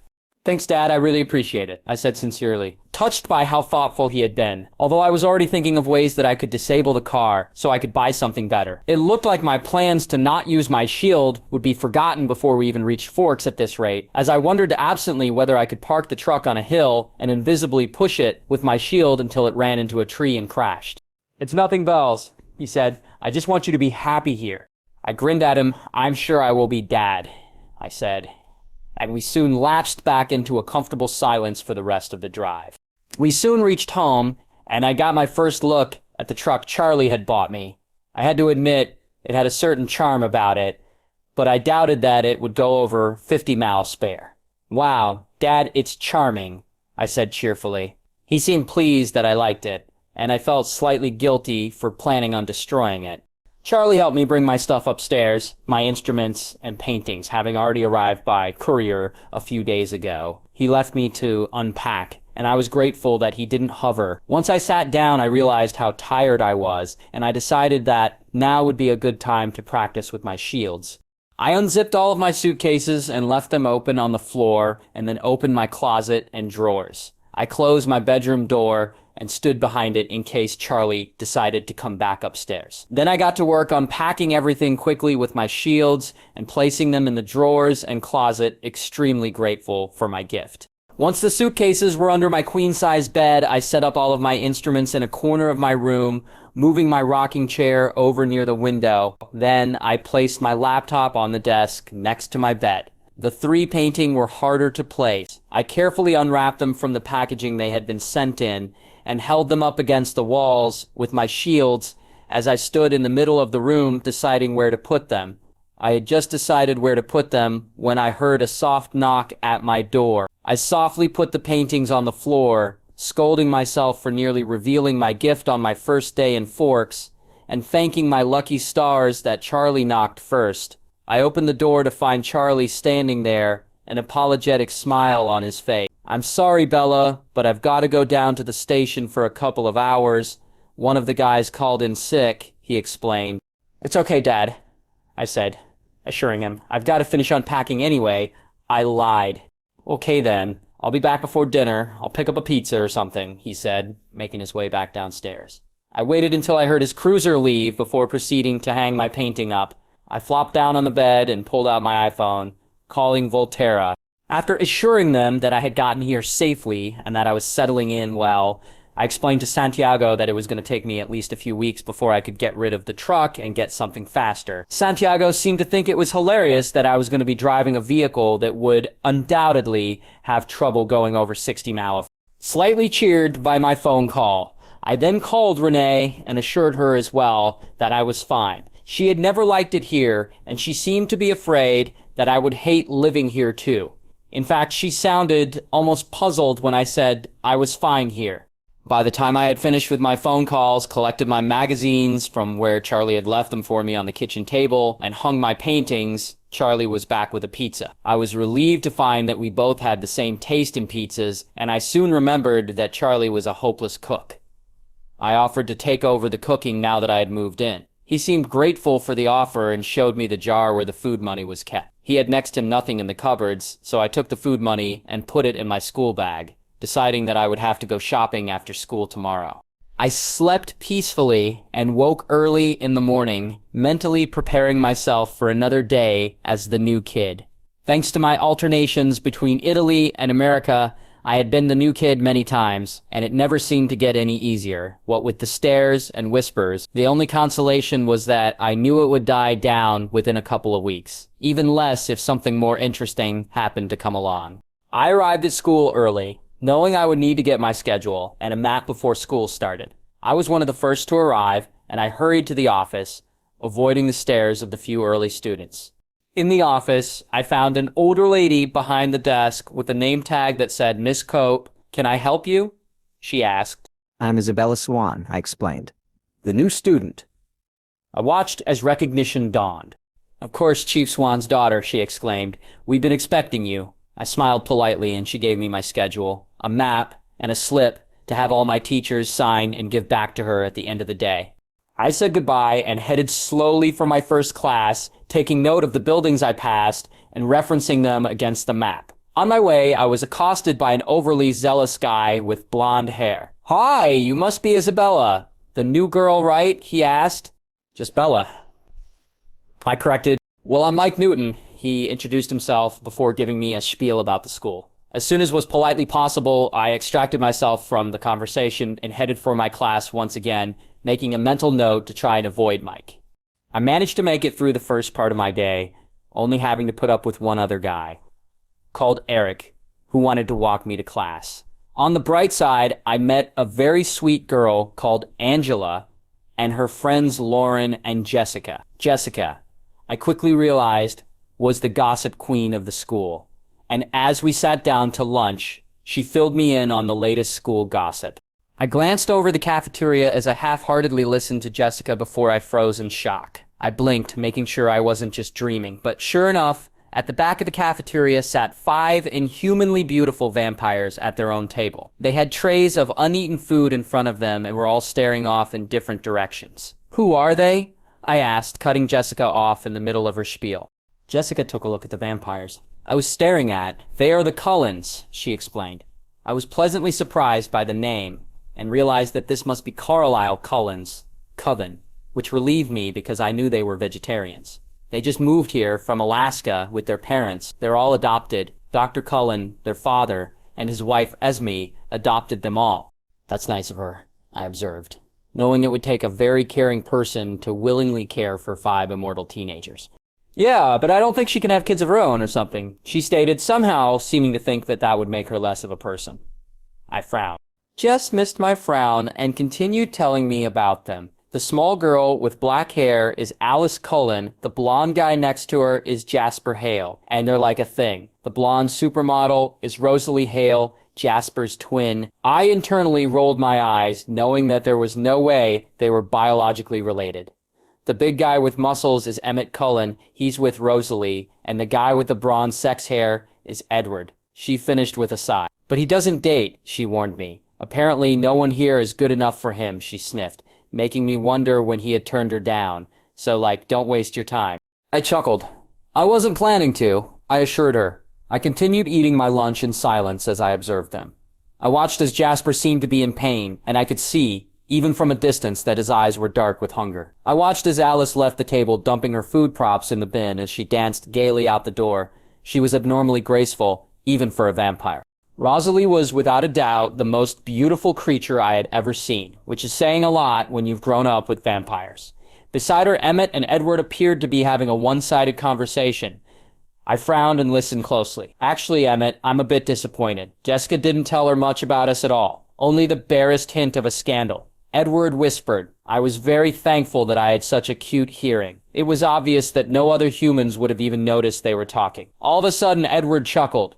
"Yeah, me too," he whispered. I was confused. I was positive that Emmett hadn't actually said anything. All of a sudden, as if someone had called his name, Edward's head whipped around, and he made eye contact with me. I stared back, studying him. He was without a doubt the best-looking person, vampire of human, that I had ever seen. His features perfectly angular, with his dish-helmed bronze hair and sparkling golden eyes, making him look like a god. He seemed to be confused by me, a frown starting to form on his brow, as he continued staring for a moment longer, before he seemed to catch himself and looked away just before the bell rang. I quickly dumped my rubbish and walked off to class, trying to avoid Mike and Eric. I managed to get to the biology room without an escort and had Mr. Banner sign my slip.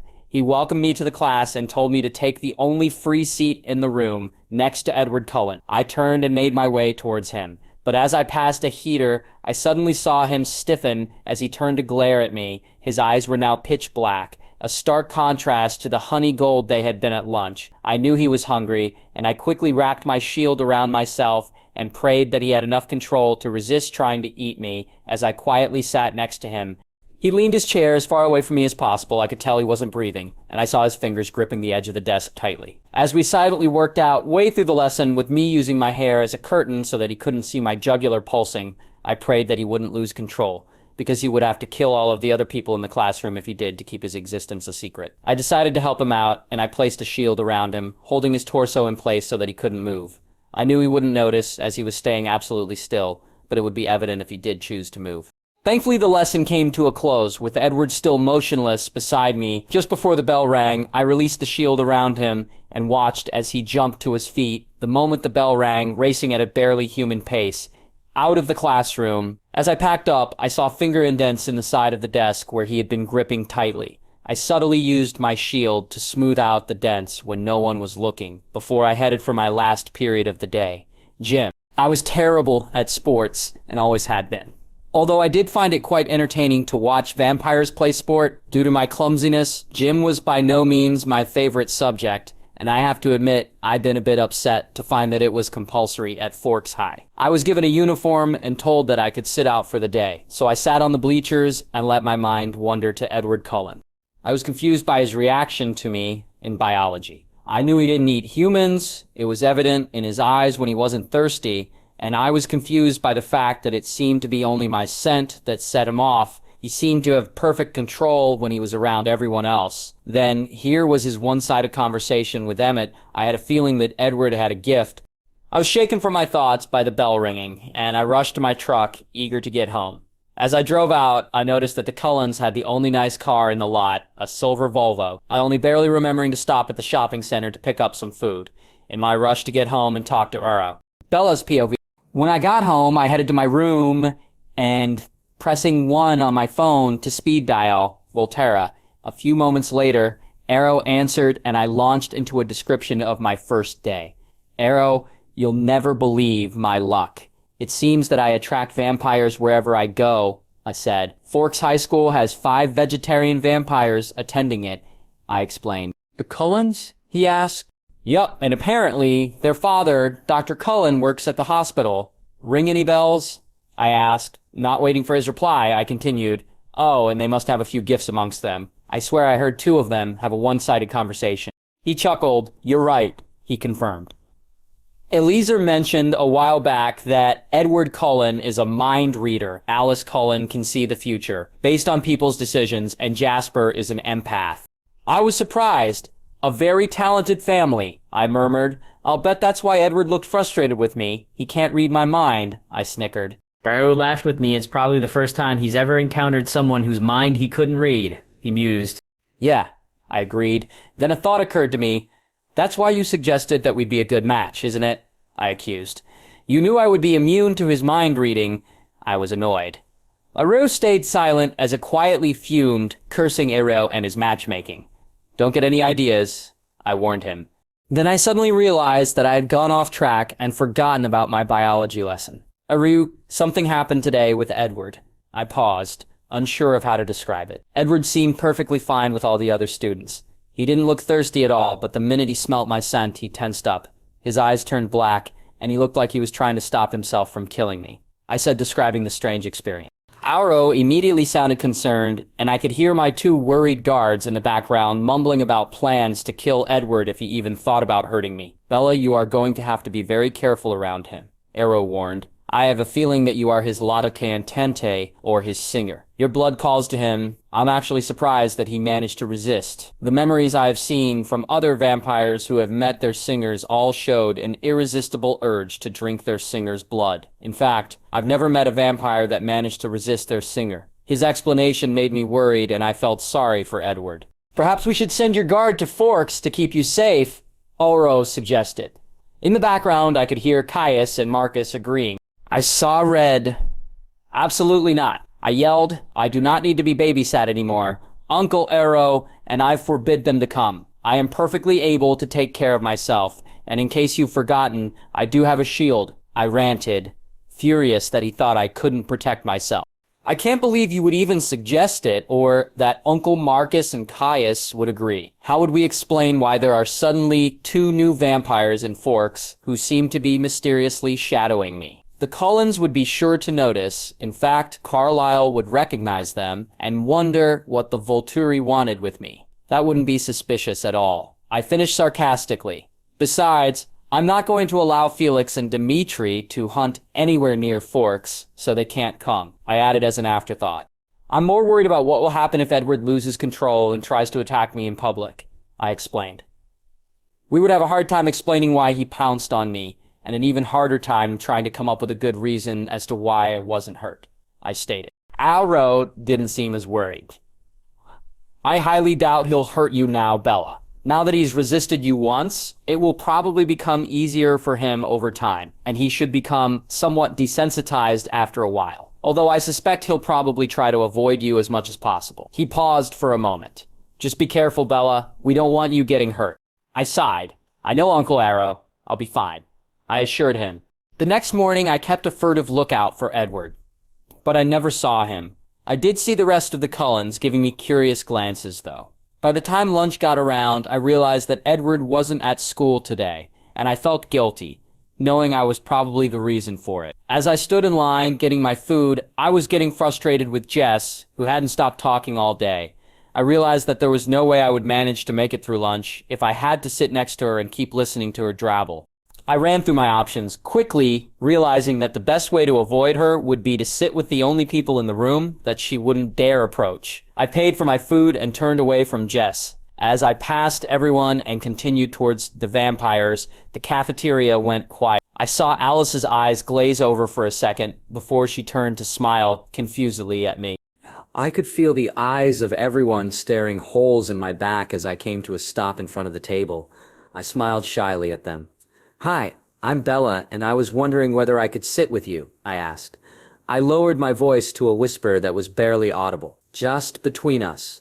I couldn't stand listening to more of Jessica's gossip, and I know she isn't brave enough to come over here, I explained, winking. They stared back at me, confused, for a few seconds before Alice smiled and said, Sure. The others looked at her like she was crazy, and Rosalie turned to glare menacingly at me, probably hoping that that would stop me. It didn't. I sat down and proceeded to start eating my lunch. As I leaned down and got a magazine from my bag to read, I heard Jasper whisper to the others, She's not afraid of us at all. In fact, she's more comfortable sitting with us than she was yesterday, sitting with Jess.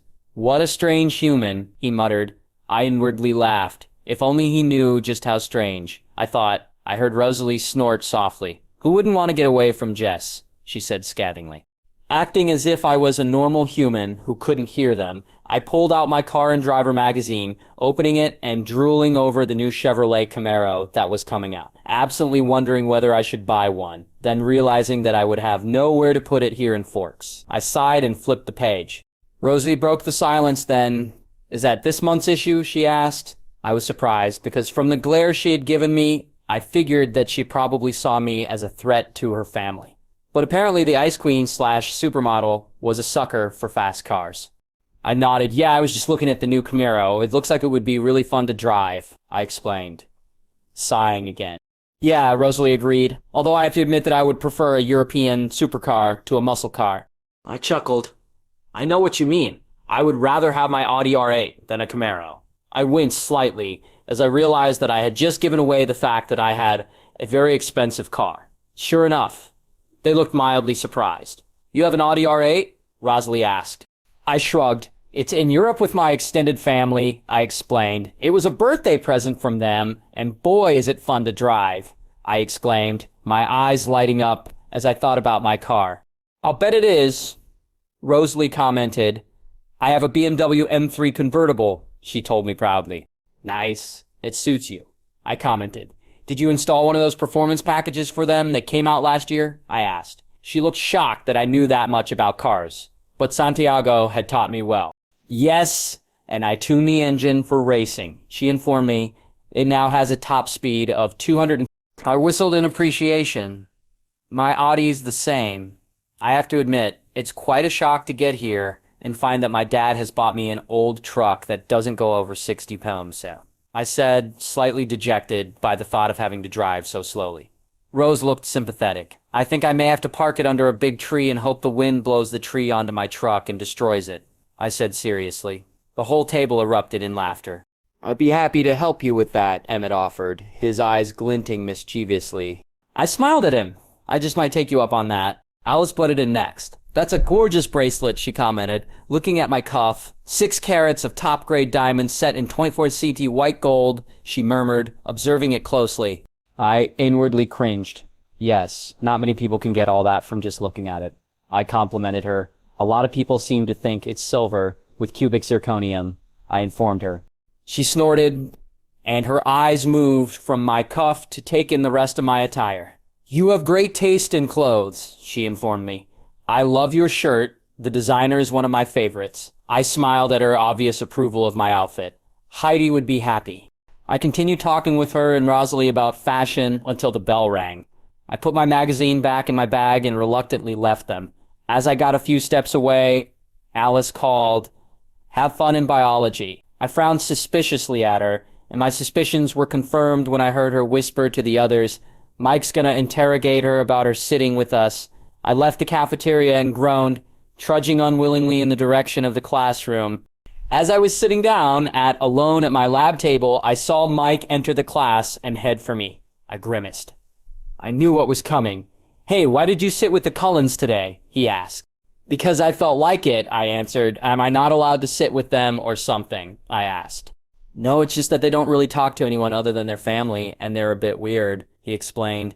"You should sit with us tomorrow," he concluded, smiling at me. I could feel my anger rising. "I can sit wherever I want, Mike, and I would appreciate it if you didn't make nasty comments about him when I'm around." I snarled, my eyes flashing with fury. "There is nothing wrong with them, so take your opinions somewhere else." I finished before turning in my seat to face the board, studiously ignoring him until he left and went to his desk. I fielded more questions during gym, especially from Jess, who was desperate for gossip. My answers were always the same. I sat with the Cullens because I wanted to, and I found them quite normal. I just didn't mention that my idea of normal was very different to that of most humans. Bella's POV. I managed to only trip twice in gym, both times because I was distracted, Jess, and Lauren's pointless interrogations. Feeling relieved that another day of school was over, I left the gym, heading for my truck. My sixth sense suddenly kicked in, and I automatically shielded myself, my second skin comforting me. Suddenly Mike came up beside me, grabbing my arm and spinning me towards him, my back now up against the building. "Hey, Bella, I'm sorry about before." He apologized. "How about I make it up to you by taking you to dinner?" he offered, with a smooth voice. He would have to do better than that. I mused. He had nothing on vampires and their dazzling skills. My skin crawled as I realized that Mike was running his hands up my arms. I froze as his fingers deliberately dipped inwards, trying to cop a feel. I scowled at him. "There is no way in hell that I would ever go out with you, Mike." I growled out before wrenching myself out of his grasp and taking off for the parking lot at a run. Never had I been more tempted to kill a human. I could hear him chasing after me as I neared the parking lot. I knew my truck was on the other side of the lot, and I desperately looked around for a means of escape. My eyes alighted on a red monster Jeep, parked close to me. It was already started, and as I reached it, Emmett hopped into the driver's seat before he closed the door. I raced up and jumped, using my shield to push me. I landed on Emmett's lap. Shutting the door, I quickly put the Jeep in reverse and slammed my foot on the accelerator. I performed a perfect AT, spinning the Jeep quickly around and sped out of the parking lot. By the time we reached the end of the parking lot, the Jeep was already going at 60 km/h, and I was thanking my lucky stars that vampires liked fast cars. I looked in the rearview mirror and cursed when I saw that Mike had gotten in his car and was attempting to follow me, no doubt to apologize again. I sped up, drifting the Jeep around a tight corner and then swinging a tight left onto the main highway. Once on the highway, I effortlessly worked my way through the gears until we were cruising at over 200 valve as I weaved through the sparse traffic. I kept up the speed until we reached Port Angeles. Realizing how far I'd driven in my attempt to escape from Mike, I slowed down and did a handbrake park, easily spinning the Jeep into a parking space. I turned off the Jeep and threw my head back, hitting Emmett's chest in the process. "Please tell me that Mike is not following me anymore," I begged. They were silent for a moment before Alice piped up. "No, he gave up when you turned onto the highway," she assured me. I let out a sigh of relief. "Thank God," I muttered, relieved. I don't think I could handle him apologizing again while trying to grope me. I shuddered at the memory, disgust lacing my tone. Then I suddenly realized where I was. "Oh my God, I'm so sorry, guys. I barely know you, and I hijacked you in your car and took you all the way to Port Angeles," I exclaimed, horrified by what I'd done. "I am so sorry," I said again. Jasper spoke up, a sense of calmness washing over me as he talked. "It's all right, Bella, we're fine," he assured me. "Yeah," Alice added. "If Mike tried to grope me, I'd probably do the same thing." I laughed. "No, you wouldn't. You'd probably get Jasper to eat him instead." I snickered. They chuckled, thinking that I didn't know just how funny they found my comment. "That's one advantage of having a boyfriend," Alice conceded. "If you need someone to scare him away, let me know," Emmett offered. "I love scaring people." To prove his point, he grinned at me, showing his bright, sharp teeth. I smiled back, completely unafraid, and his expression turned to disappointment. I suddenly realized that I was still sitting on Emmett's lap. "I'm sorry, Emmett. I forgot where I was," I said sheepishly. "I should be going now, guys. Thanks for being so good about me taking you on a detour," I said, opening the car door and jumping to the ground. "Wait, Bella," Alice called. "Where are you going?" "Yeah, Bella, I was fine," Emmett smiled at me. "I'm gonna get a cab and go home, guys," I said, confused. Rosalie rolled her eyes at me. "Get in the car, Bella, we'll take you home." "But I've already inconvenienced you enough this week, what with hijacking you and eating lunch with you," I protested. "I can find my own way home." Alice sighed. "Bella, get in now before I get out and force you in," she demanded, her look telling me I wouldn't like to face the consequences of her wrath. I hopped into the back, Alice scooting over to the middle to make room for me. "Thank you," she said smugly. I huffed at her as Emmett started the Jeep and headed back to Forks. "So, Bella, that was some pretty cool driving you did back there." Emmett sounded impressed. "Who knew a little creature like you could handle my monster Jeep like that?" I kicked the back of his chair. "Please, Emmett." I started, rolling my eyes. I learned to drive in an Ariel Atom, a Hummer, and a Pagani Zonda. I stated smugly. I figured that since they already knew about my Audi, it couldn't hurt to tell them about the other cars I'd driven. "Your little Jeep doesn't scare me one bit," I said smugly. "In fact, it's nothing in comparison to the amount of power my Bugatti Veyron has," I mentioned casually. I sat there, letting what I just told them sink in. "You have a Bugatti Veyron too?" Rosalie asked. At my nod, she grinned in excitement. "How fast have you gone in it?" "Well, last time I was in Europe, I took it to the Autobahn in Germany and got it over 290. Rosalie looked impressed. She grilled me on my car for a little longer before sighing. "I've got to try one of those out. It sounds exhilarating." "It is," I assured her. "I have to admit, though, this Jeep is very impressive." "Did you put the performance upgrades on?" I asked her. She looked surprised. "Yeah, I did. How'd you know it was me?" she asked.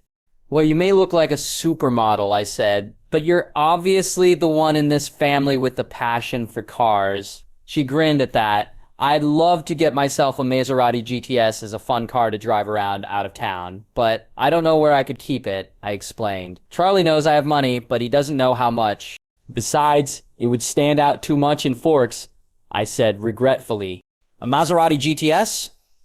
We have plenty of room in our garage for another car. You could keep it there," Rosalie offered. The others looked shocked at Rosalie's offer. "Rose, you never let people into your garage, especially not strangers," Jasper hissed at her under his breath. "It's a Maserati, Jasper," she hissed back. "Think of all the fun I can have tinkering with a new car. I haven't been able to play with the new car for ages. Thanks to Carlisle saying we had enough cars as it is, she grumbled. Wow, that's awfully generous of you, Rosalie. If you're sure you wouldn't mind, I'd love to take you up on that offer. I was extremely pleased. Now I could occasionally get out of town and have fun in my fast car when I was fed up with my slow truck. It's no trouble at all, she assured me. In fact, please call me Rose, she asked. Okay, Rose, I grinned at her before pulling out my phone. What's your address for when I have it delivered? I asked. She told me and I typed it into my phone before calling Santiago. Hi, Santi, I said when he picked up. Hey, Bella, how's school? He asked. Not bad, I answered. Anyway, I'm back because I want to ask a really big favor. I started, my voice turning persuasive. Santiago groaned. What is it? Can you order me a brand new midnight blue Maserati GTS to be delivered to the address I'm texting you? I asked. Please, I added sweetly. He chuckled. I think we spoiled you, getting you a Bugatti Veyron for your 15th. Now you seem to think you need a new car every couple of years. He teased me. Of course I do. I teased him back. And thank you for my new Maserati Santi. I grinned, my tone smug. Yeah, I'll get right on it, he said. You should have it within the next couple of weeks, he assured me. I'll send you some upgrades for it too. I thanked him again, then hung up. Of course, the vampires in the car had heard the entire conversation and were grinning at me, amused. And that's how you get a new car, I said proudly.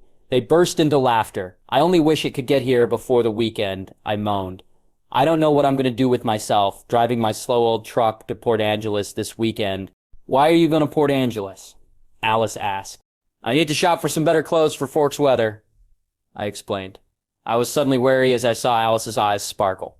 I felt a momentary sense of dread, which was quickly replaced by unnatural excitement. I inwardly cursed Jasper. Shopping, Alice yelled excitedly, bouncing in her seat. Oh, Bella, we're going to have so much fun, she exclaimed. Who said you were coming? I asked, confused, though the idea definitely had an appeal. I did, of course. I love shopping, she answered. Beside her, Jasper chuckled.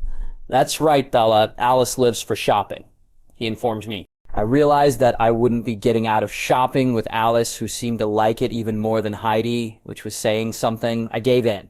Okay, Alice, you can come, I said. But if we're going to do this, we're going to do it properly, I warned. In fact, I think we should make a weekend out of it, I said, a plan forming in my mind. I'm coming too, Rose said quickly. We can take my car. I grinned at her. Sounds like fun. Then I told them my plan. I think we should drive up to Seattle after lunch on Friday and fly to Edmonton so that we can spend the weekend shopping there and come back Sunday afternoon, I offered. I could see from the sudden smiles on Alice and Rose's faces that they knew which mall was in Edmonton. Emmett obviously didn't. Edmonton? He asked. Yep, I answered. Home of West Edmonton Mall, one of the largest malls in the world, I explained. It has over 800... I deliberately left out the fact that it also had an amusement park with a roller coaster, water park, ice shaking rink, an aquarium, suspecting that he'd want to crash our shopping trip if he found out. Judging from the glances I was getting from Rose and Alice, they didn't want him to find out either. We spent the remainder of the ride back to Forks, talking about different options. Alice offered to check out the flights and accommodation details and get back to me. I exchanged phone numbers with them, and they dropped me off at my house. That night, I drifted off to sleep, eagerly anticipating the coming day. The next morning, I was getting ready for school when I was surprised to find a knock on my door. I opened it cautiously to find Alice standing on my porch, a bright smile on her face. We realize that your truck is still at the school, so we're here to give you a ride, she explained. Behind her, I saw the others, all sitting in a bright red convertible BMW M3 with the top down. I grabbed my bag and quickly closed and locked the door. Thanks, guys, I said as we reached the car. I really appreciate it, I said, genuinely touched as how nice they were. No worries, Bella, Rose assured me as I jumped over the side and into the back seat next to Alice and Jasper. Your house is on our way to school anyway, she continued as she put the car in gear and headed to school. In fact, if your truck ever breaks down, just call us and we'll pick you up. She offered, turning to give me a smile, the car never wavering from its path, even though her eyes weren't on the road. And I smiled back, thank you. When we go to Seattle, Rose, you're going to have to show me what your baby can do, I said. She laughed. Let's just say that the ride to Seattle won't take very long, she winked. We arrived at school, and I tried to ignore the stares, whispers, and gawking that I got when the other students saw me get out of Rose's car. I was very thankful that Rose's car was so ostentatious, because many of the guys that had been staring soon realized what kind of car we'd gotten out of and promptly forgot about me as they raced over to get a proper look. In the meantime, I subtly escaped to my first class. I was proud of myself as lunch came, having successfully managed to avoid Mike all morning and having given Jessica non-answers about the Cullens throughout our trig lesson. Unfortunately, all good things must come to an end, and as I walked into the cafeteria, Mike once again latched onto my arm. "Bella, baby, why don't we have dinner together tonight?" he asked.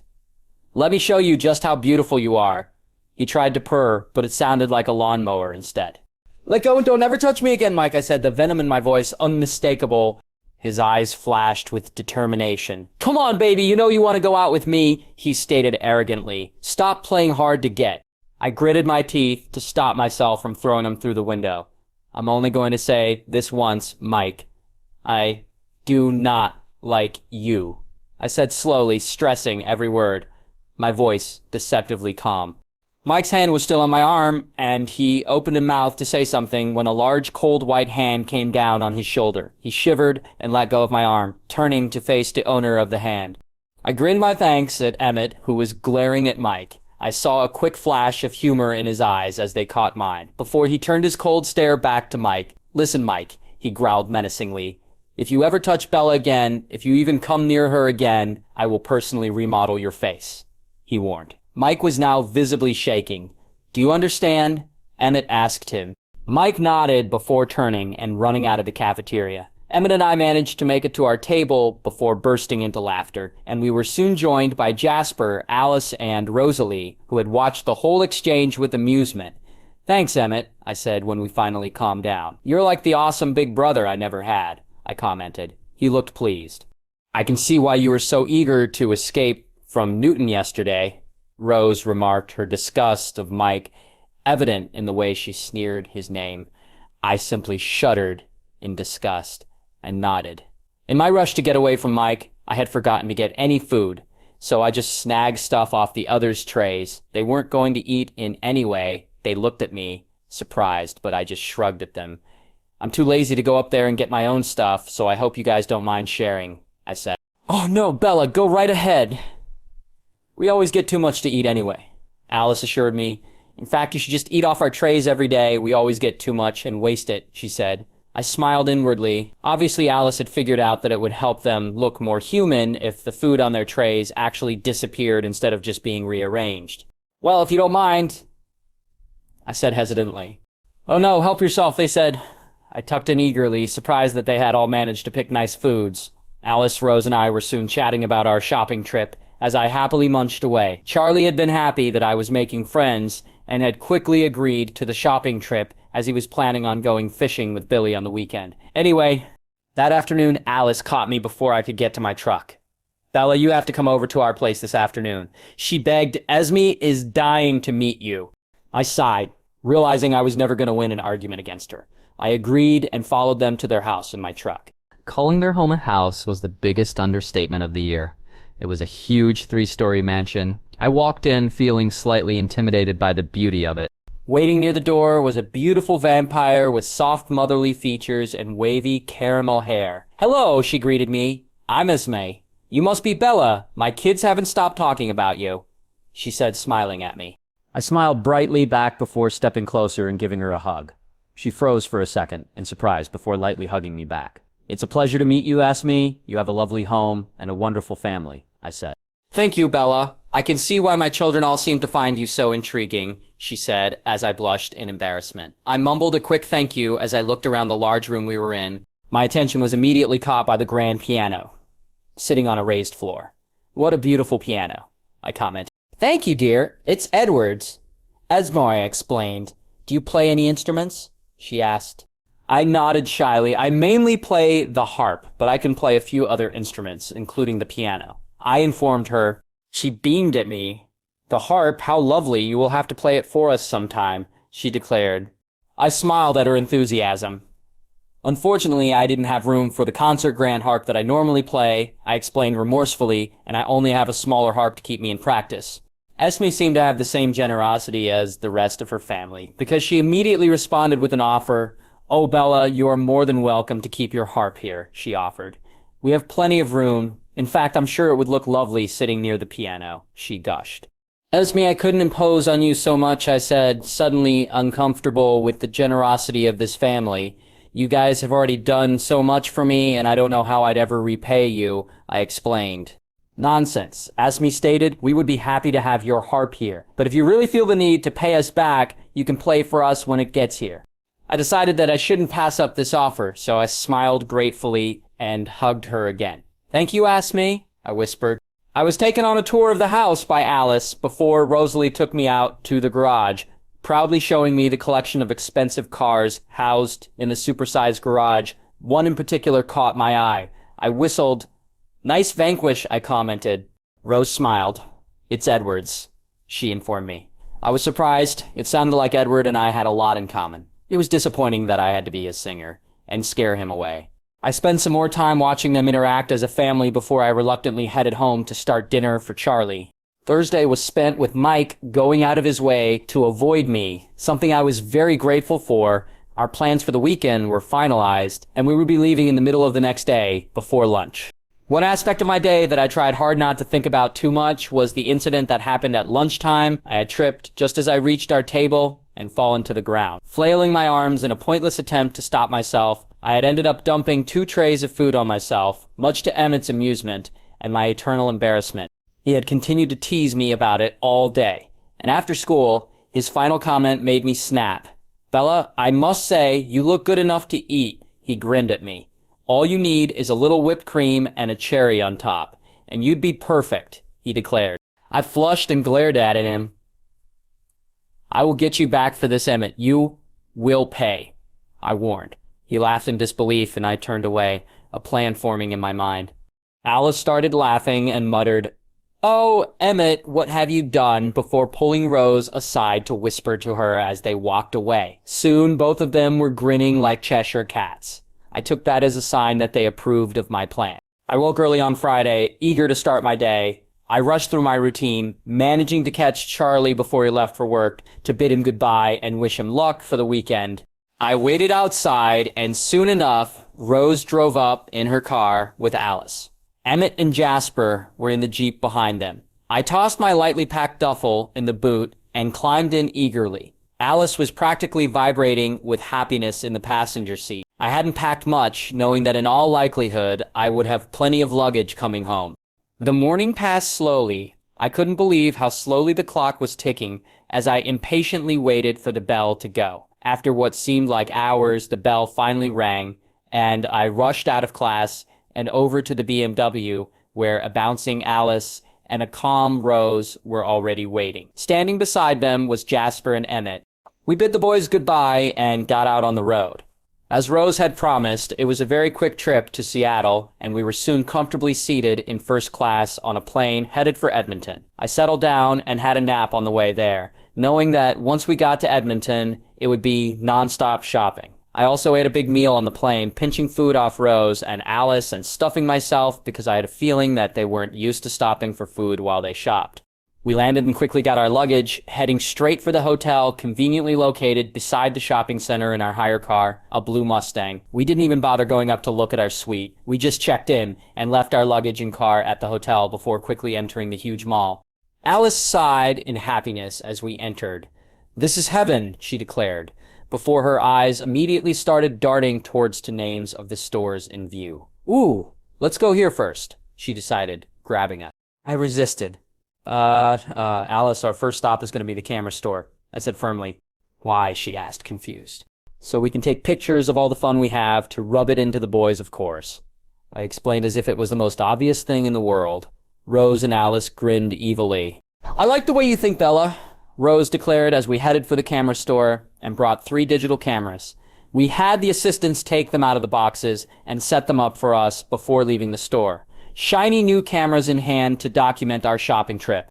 As I had suspected, Rose and Alice didn't stop in the 5 hours we were there before the store closed, and I was exceedingly grateful that I had been eased into long shopping trips at a young age, or I would have been overwhelmed by their nonstop attitude. Luckily, I had a few tricks up my sleeves from my previous vampire shopping adventures. I took the chance to sit down regularly when we went to different shops, and I carried a water bottle and energy bars with me in my purse. I fought early with Alice about paying for things. Alice seemed to think she could get away with paying for everything for me, and I stopped her after she sneakily paid for my things while I was still in the dressing room of the first store. At the next store, I made sure I was at the counter as our items were totaled up, and when the total price was announced, I smoothly handed over my black card. "Bella," Alice whined, "I was going to pay for that." I looked at her fiercely. "Alice, I have plenty of money, and you guys have already paid for the hotel and flights and wouldn't let me pay my share. So I should at least get to buy you some clothes," I said. She looked at me closely, and observing the determination in my eyes, she huffed. "Fine," she said. "We'll alternate shops, if that will make you happy." She compromised. I would have been happier paying for everything, but I figured that this was the best deal I was going to get. "Thank you, Alice," I accepted. We had to leave when the mall closed at 11 p.m., and we headed back to the hotel and into our luxurious suite. We ordered room service and kicked back on the sofas watching TV and showing each other the photos we had taken at all of the stores, laughing at ourselves and some of the outfits we had tried on. I went to bed early. Tomorrow the shops would be open for 14 hours straight, and I had a feeling that we wouldn't be leaving the shopping center at all in that time. I woke early the next morning and ordered breakfast as I got ready. Unsurprisingly, Alice and Rose were already wide awake and eager to start the day, informing me that they'd already had breakfast while I was still asleep. I shrugged as I tucked into my huge breakfast, likely to be the last proper meal I would have in 14 hours. Before we left, though, Alice and I got into an argument over shoes, and I was forced to unleash my secret weapon. Alice seemed to think that my outfit required heels, and upon realizing that I had the same shoe size as Rose, had rushed to Rose's suitcases and soon came out dangling a pair of black, dangerous-looking stilettos. "Alice, there is no way in hell that I am going to spend all day shopping in those heels," I said calmly. My feet would ache for days after that. "But Bella, these shoes would look great with that outfit, much better than those flats you plan on wearing." "Absolutely not," I replied, looking over her head to mouth "help" at Rose. Rose just looked on amused, making no attempt to get between Alice and her goal. I looked back at Alice and found her pouting at me, her face looking absolutely heartbroken. "Bella, as a good friend, I only want you to look your best today," she said. "Please wear the heels," she pleaded. "I'm only looking out for you." I almost caved into her wishes, and I'm sure I would have if I hadn't already been subjected to it by Heidi many times beforehand, although I have to admit that Alice was much better at guilt-tripping me than Heidi ever was. I sighed softly, realizing I was going to have to tell her just how good I was at retaliating against vampires. I put on my own pout, an almost exact replica of Alice's. "Alice, my feet will be painful if I have to wear them all day," I pleaded softly in a heartbroken voice. "You wouldn't want me to only have memories of being in pain on this shopping trip, would you?" I asked, my eyes deliberately watering, tears threatening to spill down my cheeks. Out of the corner of my eye, I saw Rose snap a picture. Alice blinked. No, I guess not," she said, making it sound like a question. Jumping on my chance, I wasted no time in hugging her. "Thank you, Alice," I yelled, rushing to my room to get my comfortable flats. From my room, I heard Alice. "What just happened?" she asked in a confused voice. Rose laughed. "You just got beaten at your own trick," she explained. As predicted, we did spend the entire 14 hours inside the mall, stopping only once for a toilet break and lunch before we were off shopping again. With the amount of items we bought, including a few presents for the guys and asked me, I was incredibly thankful that the mall had a service which delivered all of our purchases to the hotel for us, as having to carry that many bags would have hindered us a lot. As it neared closing time, I remembered the one thing I had forgotten to buy before tomorrow, when we would forgo shopping and spend our time at the amusement parks and other attractions located inside the mall. Just as I remembered, Alice piped up, "Oh, I'm glad you remembered Bella. Of course we need bikinis for tomorrow. The guys are going to be so jealous when we show them the pictures of us on the water slides." I cocked an eyebrow at her and waited for her to realize that I hadn't actually said anything. Rose figured it out first. "Alice," she hissed under her breath. "Bella didn't say anything about getting bikinis." "Oh, we need bikinis for tomorrow. Rose and I didn't bring any," she said, desperately trying to backtrack. "Neither did I admitted, pretending I didn't notice anything unusual. We managed to find some bikinis we liked, then headed back to the hotel, where all of our packages were waiting in our room. We had bought 15 suitcases, and after dinner, Alice and Rose slowly began to pack away all of our purchases, ready to take back to Forks, shooing me off to bed with assurances that they weren't tired. I believed them. Sunday morning was the most fun I had had in a long time. After I watched Rose and Alice gracefully perform many cool tricks on the ice rink, they dragged me out on the ice and taught me how to skate, something I had never tried before. It was incredibly entertaining because Rose and Alice were pretending to be human, and every so often I would fall. My shield kept me from getting hurt, and as they were holding my hands, they would have to fall with me in their charade, making it look like I had pulled them down. This inevitably ended with us sitting on the ice laughing our heads off, them laughing at me and my clumsiness, me laughing at them having to fall with me. After we got sick of the ice, we had a great time on the roller coasters, before we stripped down to our bikinis and headed for the water park. We got a lot of stares as we walked around in our bikinis, especially Rose, who was in a skimpy red string bikini. My blue halter neck bikini and Alice's purple one were a little more modest, but that didn't stop the guys from eyeing us all hungrily and the girls from glaring at us with envy. We took tons of pictures of ourselves on the different water slides before relaxing in the wave pool until it was time for us to head back to the hotel. Reluctantly, we left, upset that we hadn't had enough time to try out all of the other rides and visit the mini golf course or the go-karts and the aquarium. We decided that next time we would have to come for a week and bring the guys. And Esme, Alice mentioning that she hoped Edward would be back by then. By midday, we were on a plane and heading back to Seattle. Alice's urge to shop momentarily sated,